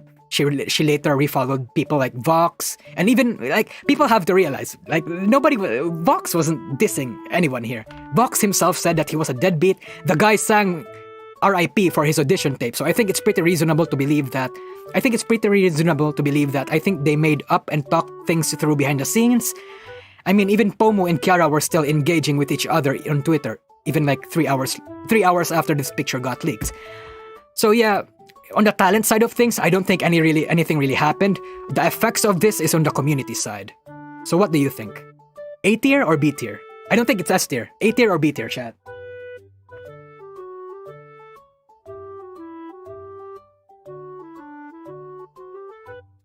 People saying A tier, so I'm going A tier. Yeah. Oh, by the way, I hope you guys don't, I see a lot of sentiments against Fulgur. Look, chat, please don't harass him. Please just don't. Please don't harass anyone. Again, read the rules, don't harass anyone. Yeah. I'd really rather not get cancelled on my first stream. I mean, yeah, anyway. And this next drama is something that did not end positively behind the scenes on the talents part. Can we get an amen in the chat? The Nux Taco and the V Shoujo drama. Ooh boy, where do we begin? A spicy one. Hydro homies, gotta drink water. Oh wait, before we do that, some super chats. Thanks members, thanks for the euros. What Fulgur said was dumb, and Vox making fun of E-Agent Girls despite NGN having textures. Do I even mention it? It was nothing, Burger. Even heard it, like, what the fuck is this? Yeah, I agree. Like I said, I feel like it was just the tribalists going at each other's throat, but the real fans, it's a kind of elitist to say real fans, but most fans didn't really give a shit about the drama. It was a nothing burger. Behind the scenes, I'm willing to bet my ass off that every not necessarily every, but Nijisanji EN and Hololive EN members are still, in good terms. Again, even though we saw Kali unfollow a few Nijisanji members, they still later refollowed them. Yeah, anyway, V Shoujo and Nux Taco. This is immediately going S tier, honestly, because this was huge. This was huge. It all started back in late 2021 when there was a swatter that was trying to trick Nux and a few people by pretending to be V Shoujo, to which Nux would tell the CEO of V Shoujo and confirm that that was fake. However, Nux then made a video explaining the whole situation, talking in detail about the investigation, who the bastard was, all that kind of stuff. To which V Shoujo's Twitter would comment, thanking Nux for the video and for working with them. Now, it's important that we put it beforehand that V Shoujo's Twitter account thanked Nux after they released the video. This is important. This is key. Yeah. Thanks for joining membership. Now, Nux made a video explaining the whole situation, talking in detail about the investigation, who the bastard was, all that kind of stuff. To which, yeah, again, VShojo's Twitter would comment taking Nux for that video. Few hours later, VShojo members like, who was it? I think it was Nyanners, Hime Hajime, Zentreya, who Veibe I think was involved too. Yeah, a couple of VShojo members, not all of them if I recall correctly, but a couple of VShojo members then decided to gangbang on Nux, ass blast him by making this epic biblical smackdown, basically gangbanging him till he couldn't walk anymore by saying how much they were hurt and disappointed at Nux for posting that video, because it was giving attention to that swatter, that doxer. And they said that VShojo actually did not give Nux the permission to post that, even though the official Twitter accounts actually thanked him after it was posted. And people, after that, people turned against Nux, even his own fanbase, telling him how much of a clout-chasing, money-hungry douchebag he was. But then Nux would then show evidence that, hey, he was actually given permission to post that video. Well, he wasn't necessarily giving permission, he was told that it was okay to post it. If I recall correctly, it was a guy named Phoenix, and he was some kind of cybersecurity council guy for VShojo, and he told Nux that it was okay. It was saying he said it was all up to Nux if posting that video was okay, right? And to Nux, that was a green light. That was them basically saying, hey, I'm allowed to do this now. And people saw this evidence and got people thinking, Nux got some pretty strong evidence. What say you, VShojo? But VShojo would then make an official statement saying, hey, they actually did not give Nux permission to post that video, but their evidence was lacking. Meanwhile, Nux had better evidence to prove that he was actually allowed to do that. It was a problem of miscommunication, as far as I remember. The person that commented on Nux's video thanking him and the one that allowed him to post that video may not have told the higher-ups or even other VShojo members that he gave him permission. Following that, VShojo members publicly apologized and they made up behind the scenes, like, public apologies and all that. The tides changed and people started forgiving Nux and started disliking VShojo for it, for dragging Nux's reputation through the mud and humiliating him, and turns out he was actually innocent. Nux lost a lot of fans from this. Even if you come back from a public execution like that, you're actually still bound to lose a lot of fans that's gonna have a negative opinion on you from here on out, even though you were actually innocent. But even though Nux lost a lot, it's VShojo that actually lost more here. Their reputation took a hit.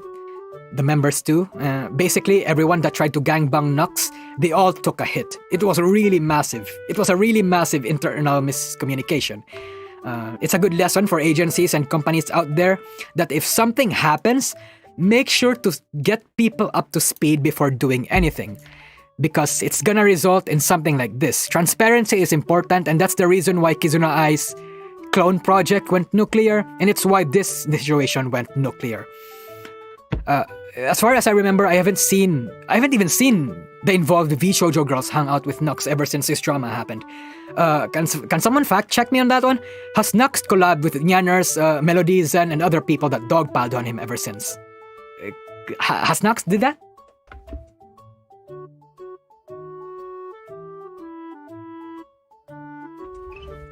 No. Oof. Really? He hasn't? Oh well. Yeah, like I said, this may have soured a little bit of a relationship. Chat, I don't care what you're like. I don't really watch Nuxtaku. I don't really watch him, but regardless of your opinion of the guy, he was innocent here. Yeah.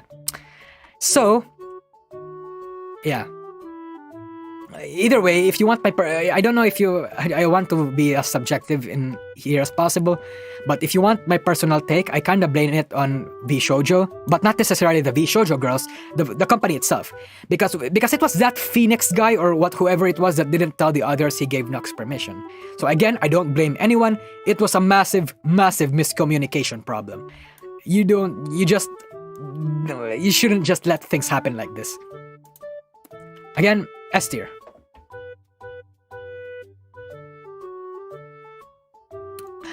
The Okami Miyo copyright problem and actually, I want to call this the privatization apocalypse. Is anyone familiar? This was pretty early back to like 2020, early 2020, early. Is anyone familiar with this? The copyright apocalypse, the Hololive copyright apocalypse. Okay, yeah, it seems like a few people are familiar with it. So this was actually scary at the time. People genuinely feared that Ukami Miyo's channel was gonna get terminated and that she was gonna graduate from there on. Because back in early 2020, Miyo played a Capcom game. I forgot the Capcom game, but it was a Capcom game. It was owned by Capcom. But the problem is that cover said that they had permission or something along those lines. So that's what the impression that Miyo got. Excuse me. So she played the game. And Capcom nuked her. Fucking nuked her with 2 nukes even. Gave her copyright strikes. And that was dangerous because one more copyright strike and that channel was gone. Because of this, Hololive managers panicked. And I somewhat recall that they definitely deleted some of the streams they didn't get permissions for. Like Subaru, for example, Subaru's streams were nuked. Not just privated, they were nuked. Thrown into the void, unable to come back, gone forever. Yeah, it was bad. It was a slight incompetency in Cover Corp's part, I have to admit. But again, this was back in 2020 when everyone was incompetent. Miyo announced then that she was gonna take an indefinite hiatus because she was scared of her stuff getting deleted. And even Tokino Sora, the absolute goddess herself, expressed her disapproval for the situation. And it pissed her off, man. It pissed everyone off. Because this was all Cover Corp's fault, essentially, for being, a little bit of an oopsie. Yeah. It was huge. Capcom then publicly said that yes, they were actually specifically targeted Cover Corp because stating something along the lines of, like everyone else, Cover Corp needs to follow the law and stop profiting from their game without getting permissions. And then Cover Corp in response released a PR apologizing to Capcom and to the fans, saying that Miyo is gonna take a break and that they're sorry for being absolute clowns. But, in the end, Miyo was able to return 1 month later with all the strikes lifted. And, 1 year later, even Capcom actually reverse Uno card, did a 180 on this one because they sponsored her. Capcom actually sponsored her, that's kind of cute, right? And that's pretty cute. And this is the incomplete tale of the Hololive copyright apocalypse. I'm sure someone can make a better summary of the situation that I did, but I think the story beats were there. While yes, we may no longer see those deleted streams because management panicked, at least we haven't seen Cover Corp fucking up copyright problems that big after that. But yeah, it was actually a stressful time, and it happened while Aloe was also getting harassed. Chat, you have to realize, 2020 was Hololive's golden year, but it was also one of their darkest year. Holy shit, man. A lot of things happened in 2020. And it's not just Hololive too, because every month, Hololive and Hisanji seemed to get themselves in a lot of drama back then.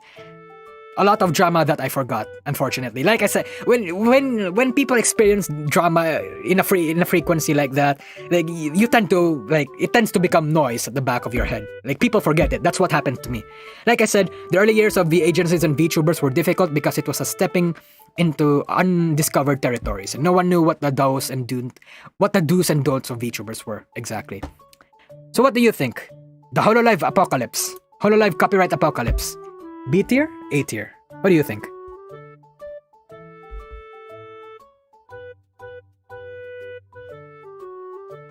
S tier? I don't think it's S tier, chat. It didn't ruin reputations. It didn't ruin relationships. It didn't shake the industry. A tier? Yeah, A tier. A tier sounds good. But yeah, A tier. Lowest of A tier. Pokimane drama. I actually don't know why I put this here. know, why did I put this? It wasn't even drama. It was just Pokimane getting backlash. Like, it was Pokimane getting hated like she always does. But since it's here, I might as well fucking explain it. If you've seen my myth video, I think you already know the gist of it. But essentially, Pokimane back in 2020 was seeing how VTubers were exploding. Like Myth was surging like a motherfucker, and she wanted to get in on that bandwagon. So she opted to get herself a VTuber model. And the VTuber community erupted. She got a lot of shit for daring to become a VTuber. Lilipicho and a few offline TV members were defending her, but VTweeters, VTuber fans, and indie VTubers, and even people like I think it was, I don't know if It's a Gundam was actually involved, but a lot of people were calling her out. So now, Pokimane scrapped the idea and is just doing her usual stuff. This is C tier fucking nothing burger. Yeah, nothing burger. It wasn't even that interesting or concerning. Pokimane by now is already used to like backlash and hate, so this is just another Tuesday for her. D tier, like I said, chat, D tier is for drama that actually benefited the content creator. So far, it seems like Gura's the only one that's here. Someone said that I should put an F tier, and they're right. I think I should have put on an F tier. Saraway. I don't know if you guys. I'm gonna be a massive douchebag here, chat, and assume that most of you don't follow indie VTubers, and that you're all just corpo shills. And I'm sorry, I love you guys. You're not like that. You're not idiots. Hold on, let me just read super chat for a bit.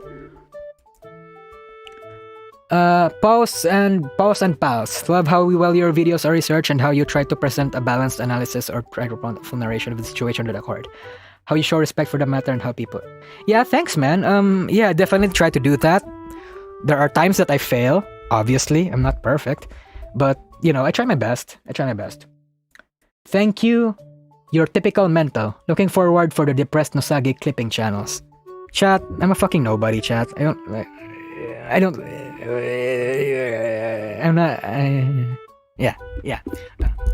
Anyway, Saraway's artist drama. So, I think it was a couple months ago where she actually had an art contest where she offered... How much did she... I think it was 5 grand, 10 grand, something along. Yeah, I think it was 5 grand. She offered like 5 grand for the winner, right? But one guy got disqualified for some reason. So that guy wanted to reach out to Saraway and came in contact with one of her mods. But then the mod and Saraway herself made a lot of distasteful comments, and the most hilarious to me was when she said mucho texto. Like, that was funny. I laughed at that. It was hilarious. And after that, the artist posted their woes on Twitter, and to their surprise, a lot of artists who previously had an issue with Saraway then dogpiled on her and shared their experiences on Twitter, supporting the artist that Saraway just humiliated and exposing the fact that she had a history of not treating others right.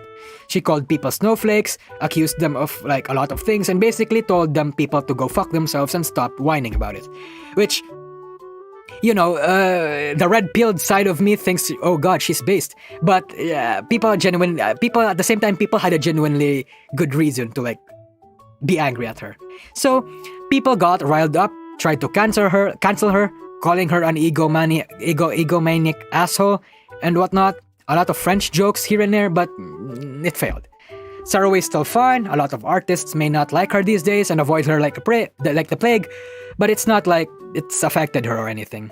So, where do we put this one?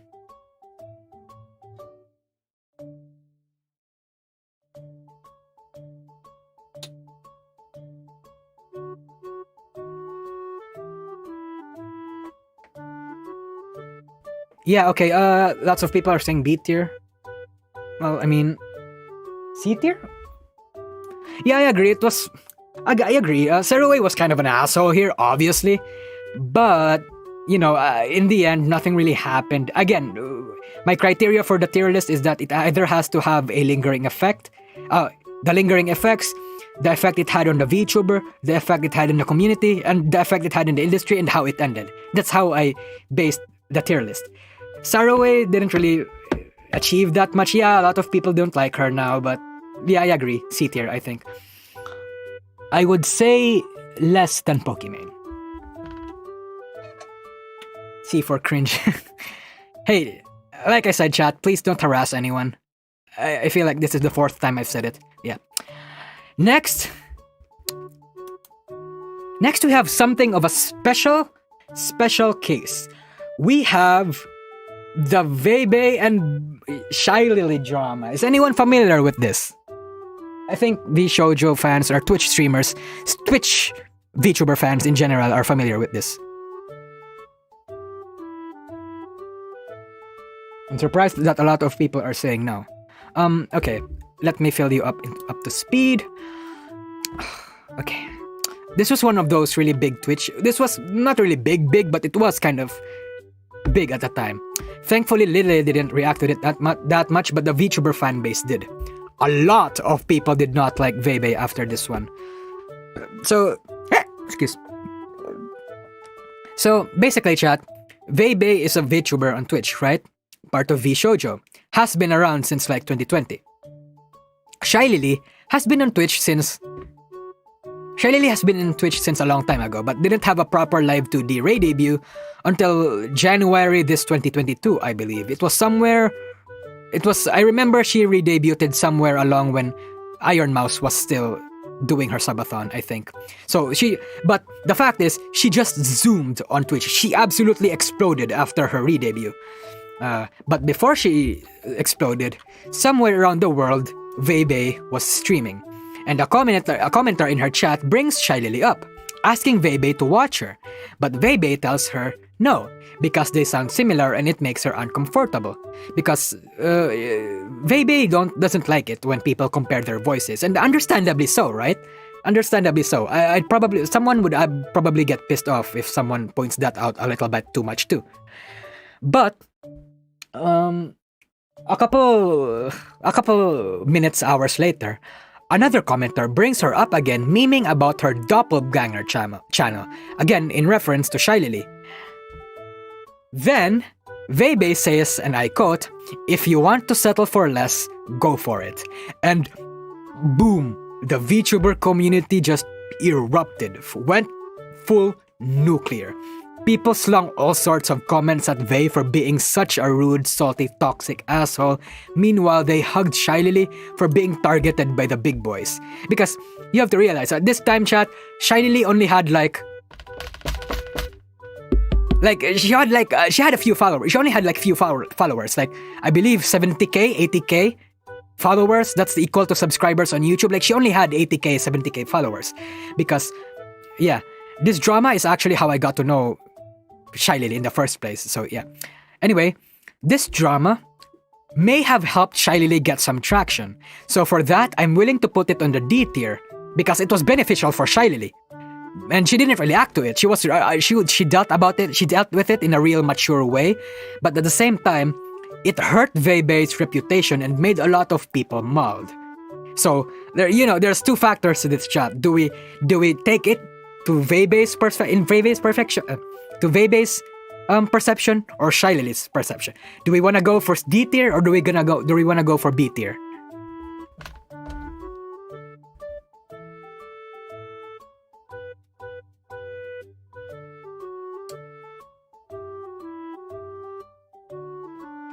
D tier. I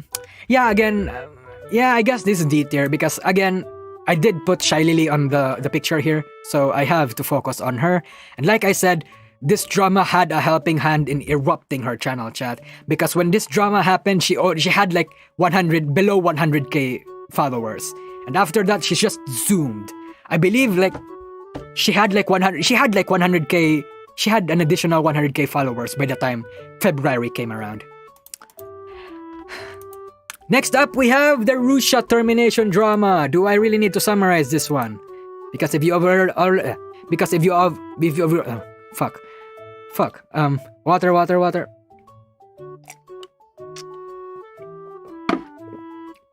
Because if you've seen my Russia video, then you already know what happened. No need, right? Yeah, no need. Yeah, if you want a summary, chat, for anyone that's not up to speed, you can go ahead and watch my Russia video. It's also unfortunate because on the 24th of February, was Chris Chan's birthday. Yeah. I wanted to celebrate it to my fellow Kiwis and even 4chan, but this had to happen. Fuck it. Yeah. This is a certified S tier. Obviously.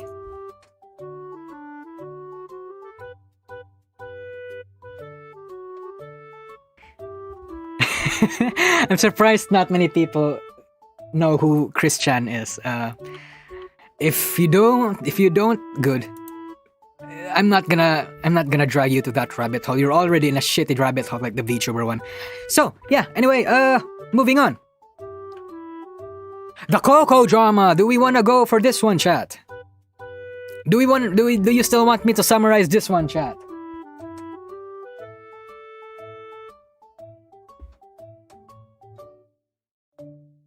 No. No, yeah, I imagined. I'm going... Chat, the thing is, this still goes on after now. Like, even now, Fubuki still gets Fubuki is still affected by this. She still gets spammed. Yeah, it's still... I would honestly say that this was bigger than the Kizuna Ai drama. Because this was the yab to end all yabs. Right? The mother of all yabais. It's really, really bad. Yeah. Yeah. Anyway, yeah. Really, really bad.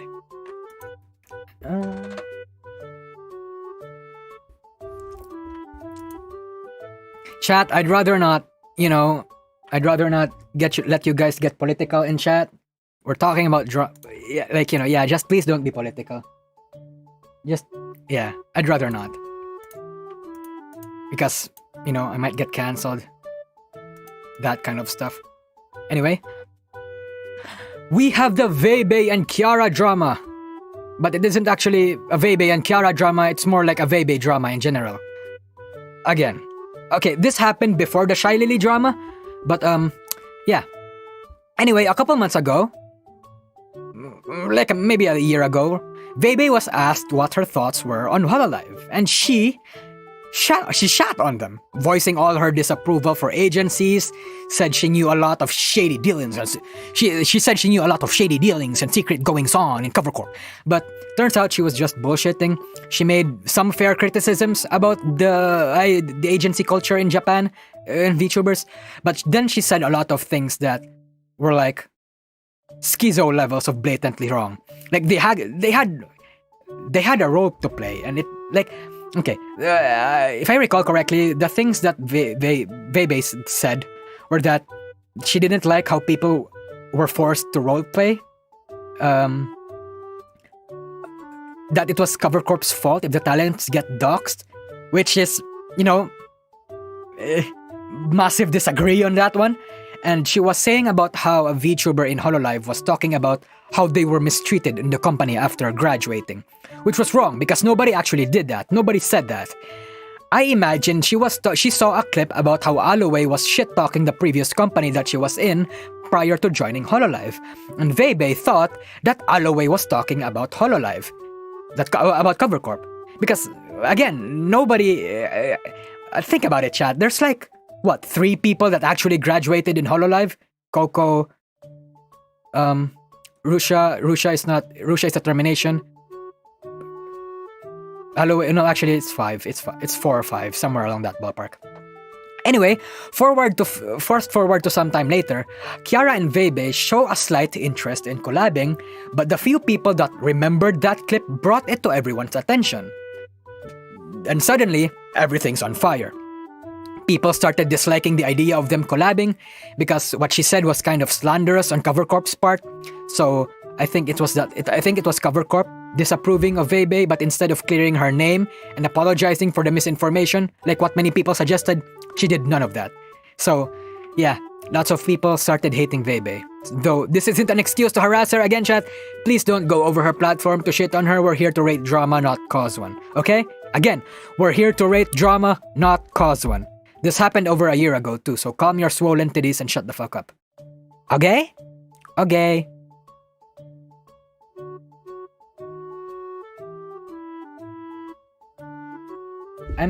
Thanks Metalfly for the super chat. Metalfly, how come I've heard your name before? No. Are you who I think you are? I feel like I know who you are. I know who you are, Metalfly. I know who you are. I'm a corporate shill and only ever watched a few VTubers at Hololive. I came here for the Hololive dramas, but really entertained by all these stories and learned a lot about the industry and the community. Thank you. You're welcome. Yeah. No, I'm not talking about the super chatter, but the word Metalfly. If you know, you know. Anyway, yeah. We're on the last 3. Oh wait, we forgot to rate it. Where is this going, chat? Where is the Vebe and Kiara drama going?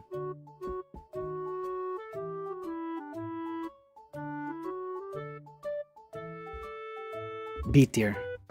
B tier. Okay, yeah, I imagine it's B tier. It didn't really it didn't really have like big effects on V-Shoujo and Hololive's relationship. It was only just Vebe. It's specifically Vebe. Because as we've seen, V-Shoujo and Hololive frequently collab with each other. I'm pretty sure like Hachama was on Iron Mouse's podcast thing. Speak of the Devil. Yeah. B tier. But yeah, I feel like this position is better. Anyway, let's move on. The Vox Akuma drama. So, basically, Vox did a stream where he was role-playing, ASMRing, right? Everyone in the chat was having fun, being thirsty and horny like they always are. But then suddenly, Reimu comes along, messages Vox for real, like actually calls Vox, and then Vox integrates it into his stream and puts Reimu on the line. Not literally on the line. He integrates what happened into the stream, and it was honestly pretty smooth. Like, despite many people shitting on Vox, like Vox has excellent improv skills. However, after that stream, Vox's audience started harassing Reimu. Sends death threats, calling her all kinds of names, all that kind of shit, flung all kinds of accusations at her. Because, if you're not familiar with Vox chat, is that the thing is, his audience is overwhelmingly female and overwhelmingly horny and even at times overwhelmingly toxic. He's like the Russia of Nijisanji En, except not really Amenhera. So they see that in that ASMR stream, Reimu made it seem like she was interrupting that date that the Yumijo is like soft shippers, by the way, if you guys don't know. Yeah, so Reimu made it seem like she was interrupting the Yumijos that the Yumijos were immersing themselves in, even though it was Vox that did it, not Reimu. But they got angry at Reimu regardless. Now this prompted massive backlash for Vox's fans, because even before this drama, Vox's fans were known in the Nijisanji En community to be kind of toxic, so this was more fuel to the fire. Basically, everyone wanted Vox to call this out and address the situation. His friend was getting a lot of terrifying messages and death threats, and those messages was gaining hundreds and thousands of likes. So, the Fujos and the Yumijos, I'm sorry, that's not really discriminatory, fuck you if you think it is, were really absolutely mad about this. Mainly the Asian ones though, because I actually went through the ordeal of stalking every account that I saw that sent Reimu those messages on Twitter, and I discovered that most of them were overwhelmingly ESLs, so there's actually merit to that fact, and a significant portion of them were Chinese. Vox has a lot of Chinese fans, well, Luxian does in general. But anyway, people wanted Vox to address this, but Vox doesn't do that. He says, he makes it worse. He makes it worse. He says somewhere along the lines of antis and trolls muddying the water and stirring trouble again, yada yada yada. And he doubles down defending his fans.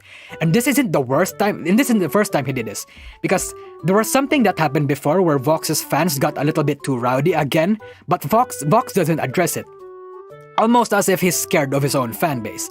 So because he refused to address it and even doubled down on defending his fans, people got wild. The Nijisanji En community turned against Vox. It was a bloodbath. People were calling him out left, right, and center. Fans now considered themselves Vox antis and all that kind of stuff. It was an absolute disaster. But Later on, Vox did a stream addressing the drama, telling everyone he was sorry, stopped defending the fans, told them to fuck off, explained why he was so hesitant, and he made a decent apology for the whole thing, and people forgave him. But even though people forgave him, I saw a lot of Niji EN fans expressing their forgiveness for Vox, but not really supporting him anymore. Because the mere fact that he was so even hesitant to defend his friend after getting death threats and chose his fans was terrible. It's not something someone just does. I understand. Like, Vox getting scared of his own fan base. That's understandable. Especially since this is the first time like this happened to Vox, because Vox. I'm not gonna dox Vox. Anyway, yeah. It's another harrowing tale of what happens when you cultivate fans that are volatile as hell and isn't careful with it. And this is an A tier. This drama was big. It broke out to the mainstream, actually. At least here in the Philippines. At least in the communities that I'm into. It made a lot of people lose their respect for Vox, even after he already made that decent apology.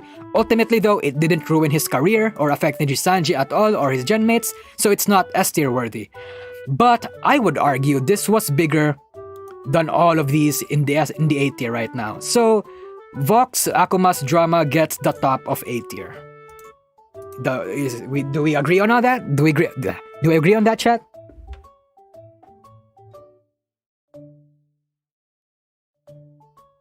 Am I Filipino? Chat, I think it's obvious. Of course I'm fucking Filipino. You can probably tell it from my accent. I have a shitty Filipino accent. Docs, by the way.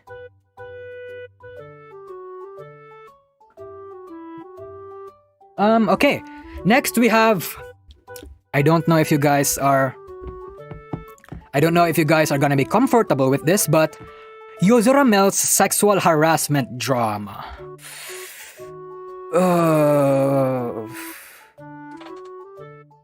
This one was sad.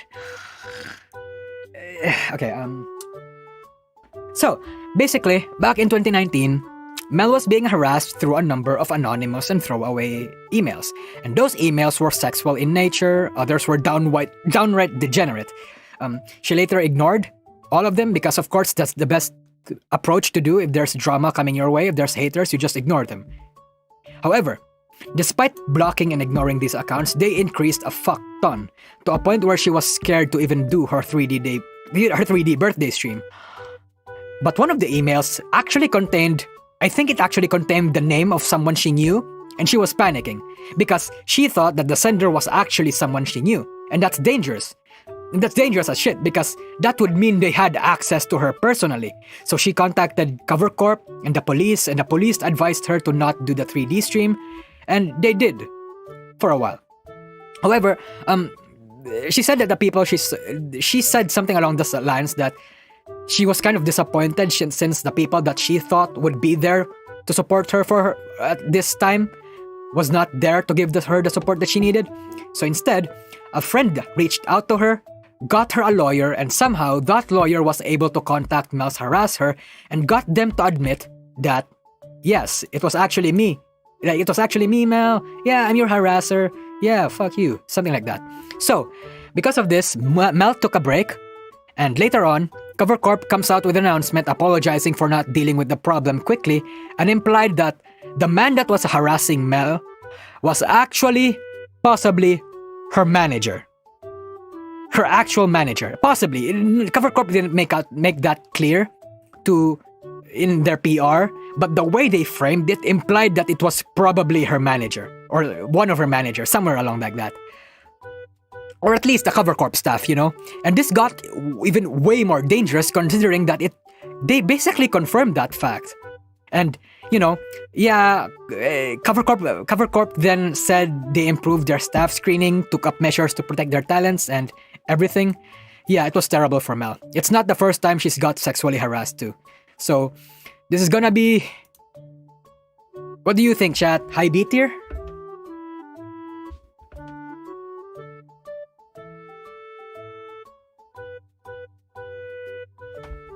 S tier? I mean, like I said, chat, S tier is for drama that that has like dangerous effects on the industry. It affected the VTuber too much.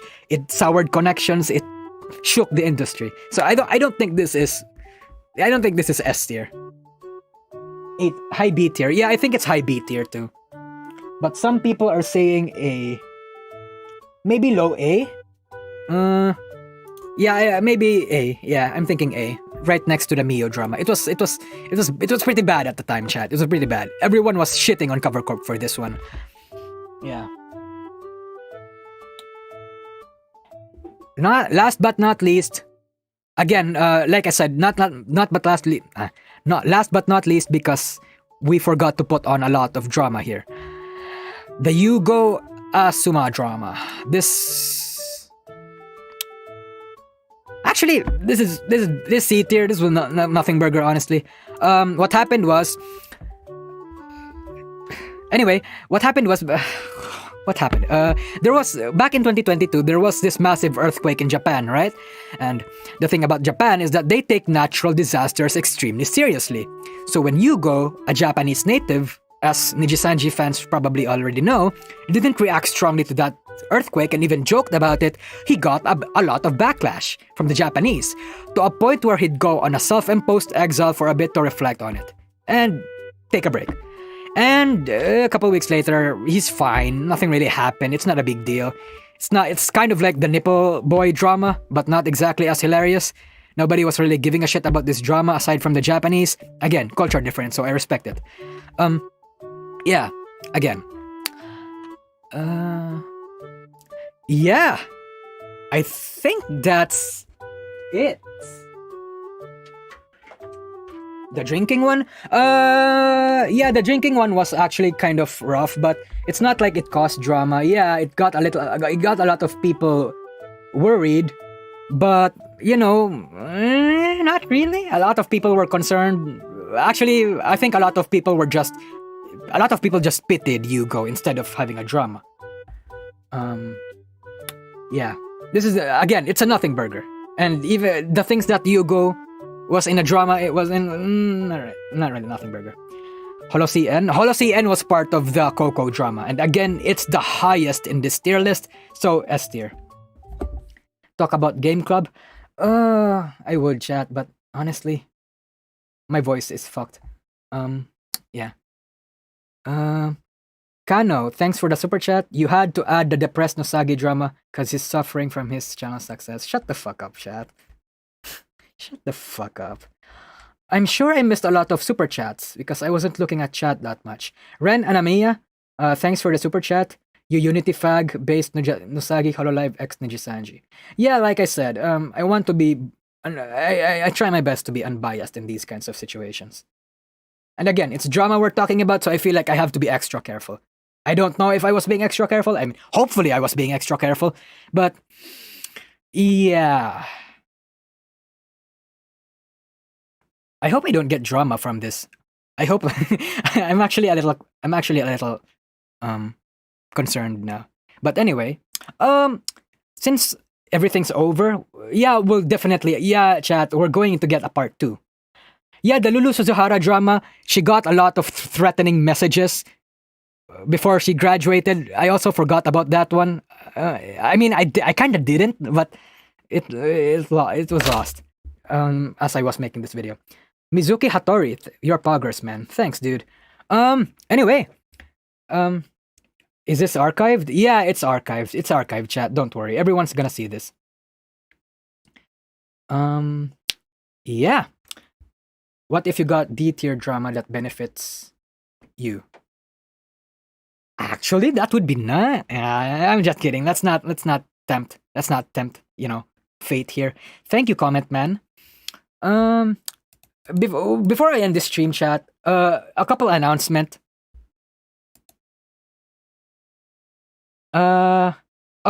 Matsuka Uto drama. Oh, fuck, right, the Matsuka Uto drama. I forgot. Like I said, chat, I did forget a lot of things. So definitely there's gonna be a part 2. Definitely. Yeah. More live streams in the future? Yeah, there's gonna be more live streams in the future. I actually plan to have most of my tier list all of my tier list videos actually to be streams now from here on out. So anyway, yeah, a couple announcement. I want to tell you guys to go fuck yourself and fuck you, because I'm going to take a Raid Shadow Legends sponsorships on on one of my videos this month. Fuck everyone who calls me a sellout. I am a sellout. Money's too big, chat. You can't fucking, you can't fucking make me. And fuck everyone else who thinks I'm a sellout. Again, fuck you all. Yeah. Oh, I actually want you to look forward for the Raid Shadow Legends, actually, because another VTuber is actually gonna debut from that. Raid-chan is gonna debut from that, chat. Come on, Raid-chan. Don't you wanna see more VTubers? Raid-chan, chat. Come on. Yeah. Okay. Anyway, hopefully I get more sponsorships, honestly.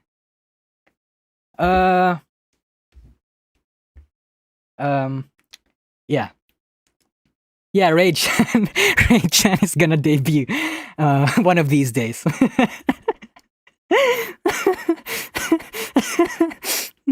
Yeah. Yeah, Raid-chans. Yeah. Anyway, chat, that's pretty much it. Thanks for coming to my first stream, and I'll be back on my regular video uploads a couple weeks from now. Streaming's actually pretty hard without a second monitor. If you guys don't know, I'm actually using my laptop and my phone. I'm using my phone to read chat right now. I'm gonna buy a second monitor soon because I ran out of money. Yeah. Family issues and whatnot. Yeah. And anyway, if I do I want to do my intro? I kind of don't want to do my intro. NordVPN. Oh, a Nord-chan debut would also be nice. Son. Yeah. Thanks for the $10 super chat. What's your name here? Lonnie? First simp for Raid-chan. Well, you're only gonna see him for like 2 minutes or something. You better enjoy it. Yeah. Anyway, monitor fun. Thanks for thanks MacLagan. Thanks MacLagan. So yeah, chat. Thanks for coming to the stream. I didn't really put up an outro or something. I didn't really prepare that much for the. I'm also very, very sorry if I missed your super chats. I wasn't really looking at chat most of the time because I was like, kind of hyper focused. I have to focus when I talk about these kinds of things. Otherwise, I misremember a lot of things and may get a lot of things wrong. And if I get a lot of things wrong, I'm gonna get cancelled. Monitor fun. Thanks, Eddie. Thanks for the super chats, guys. Again, I don't wanna steal Cover Corp's IP saying and say Otsopeko, but I wanna say Otsopeko. Otsopeko! Otsodepression. Otsopression. Yeah, that's fucking lit, dude. That's fucking awesome. Do a super chat reading later? Yeah, why not? Maybe I'll do a super chat reading stream, like maybe tomorrow for the super chat that I've missed. And you can after that you can also like ask me all kinds of questions that you have. Might be a fun stream.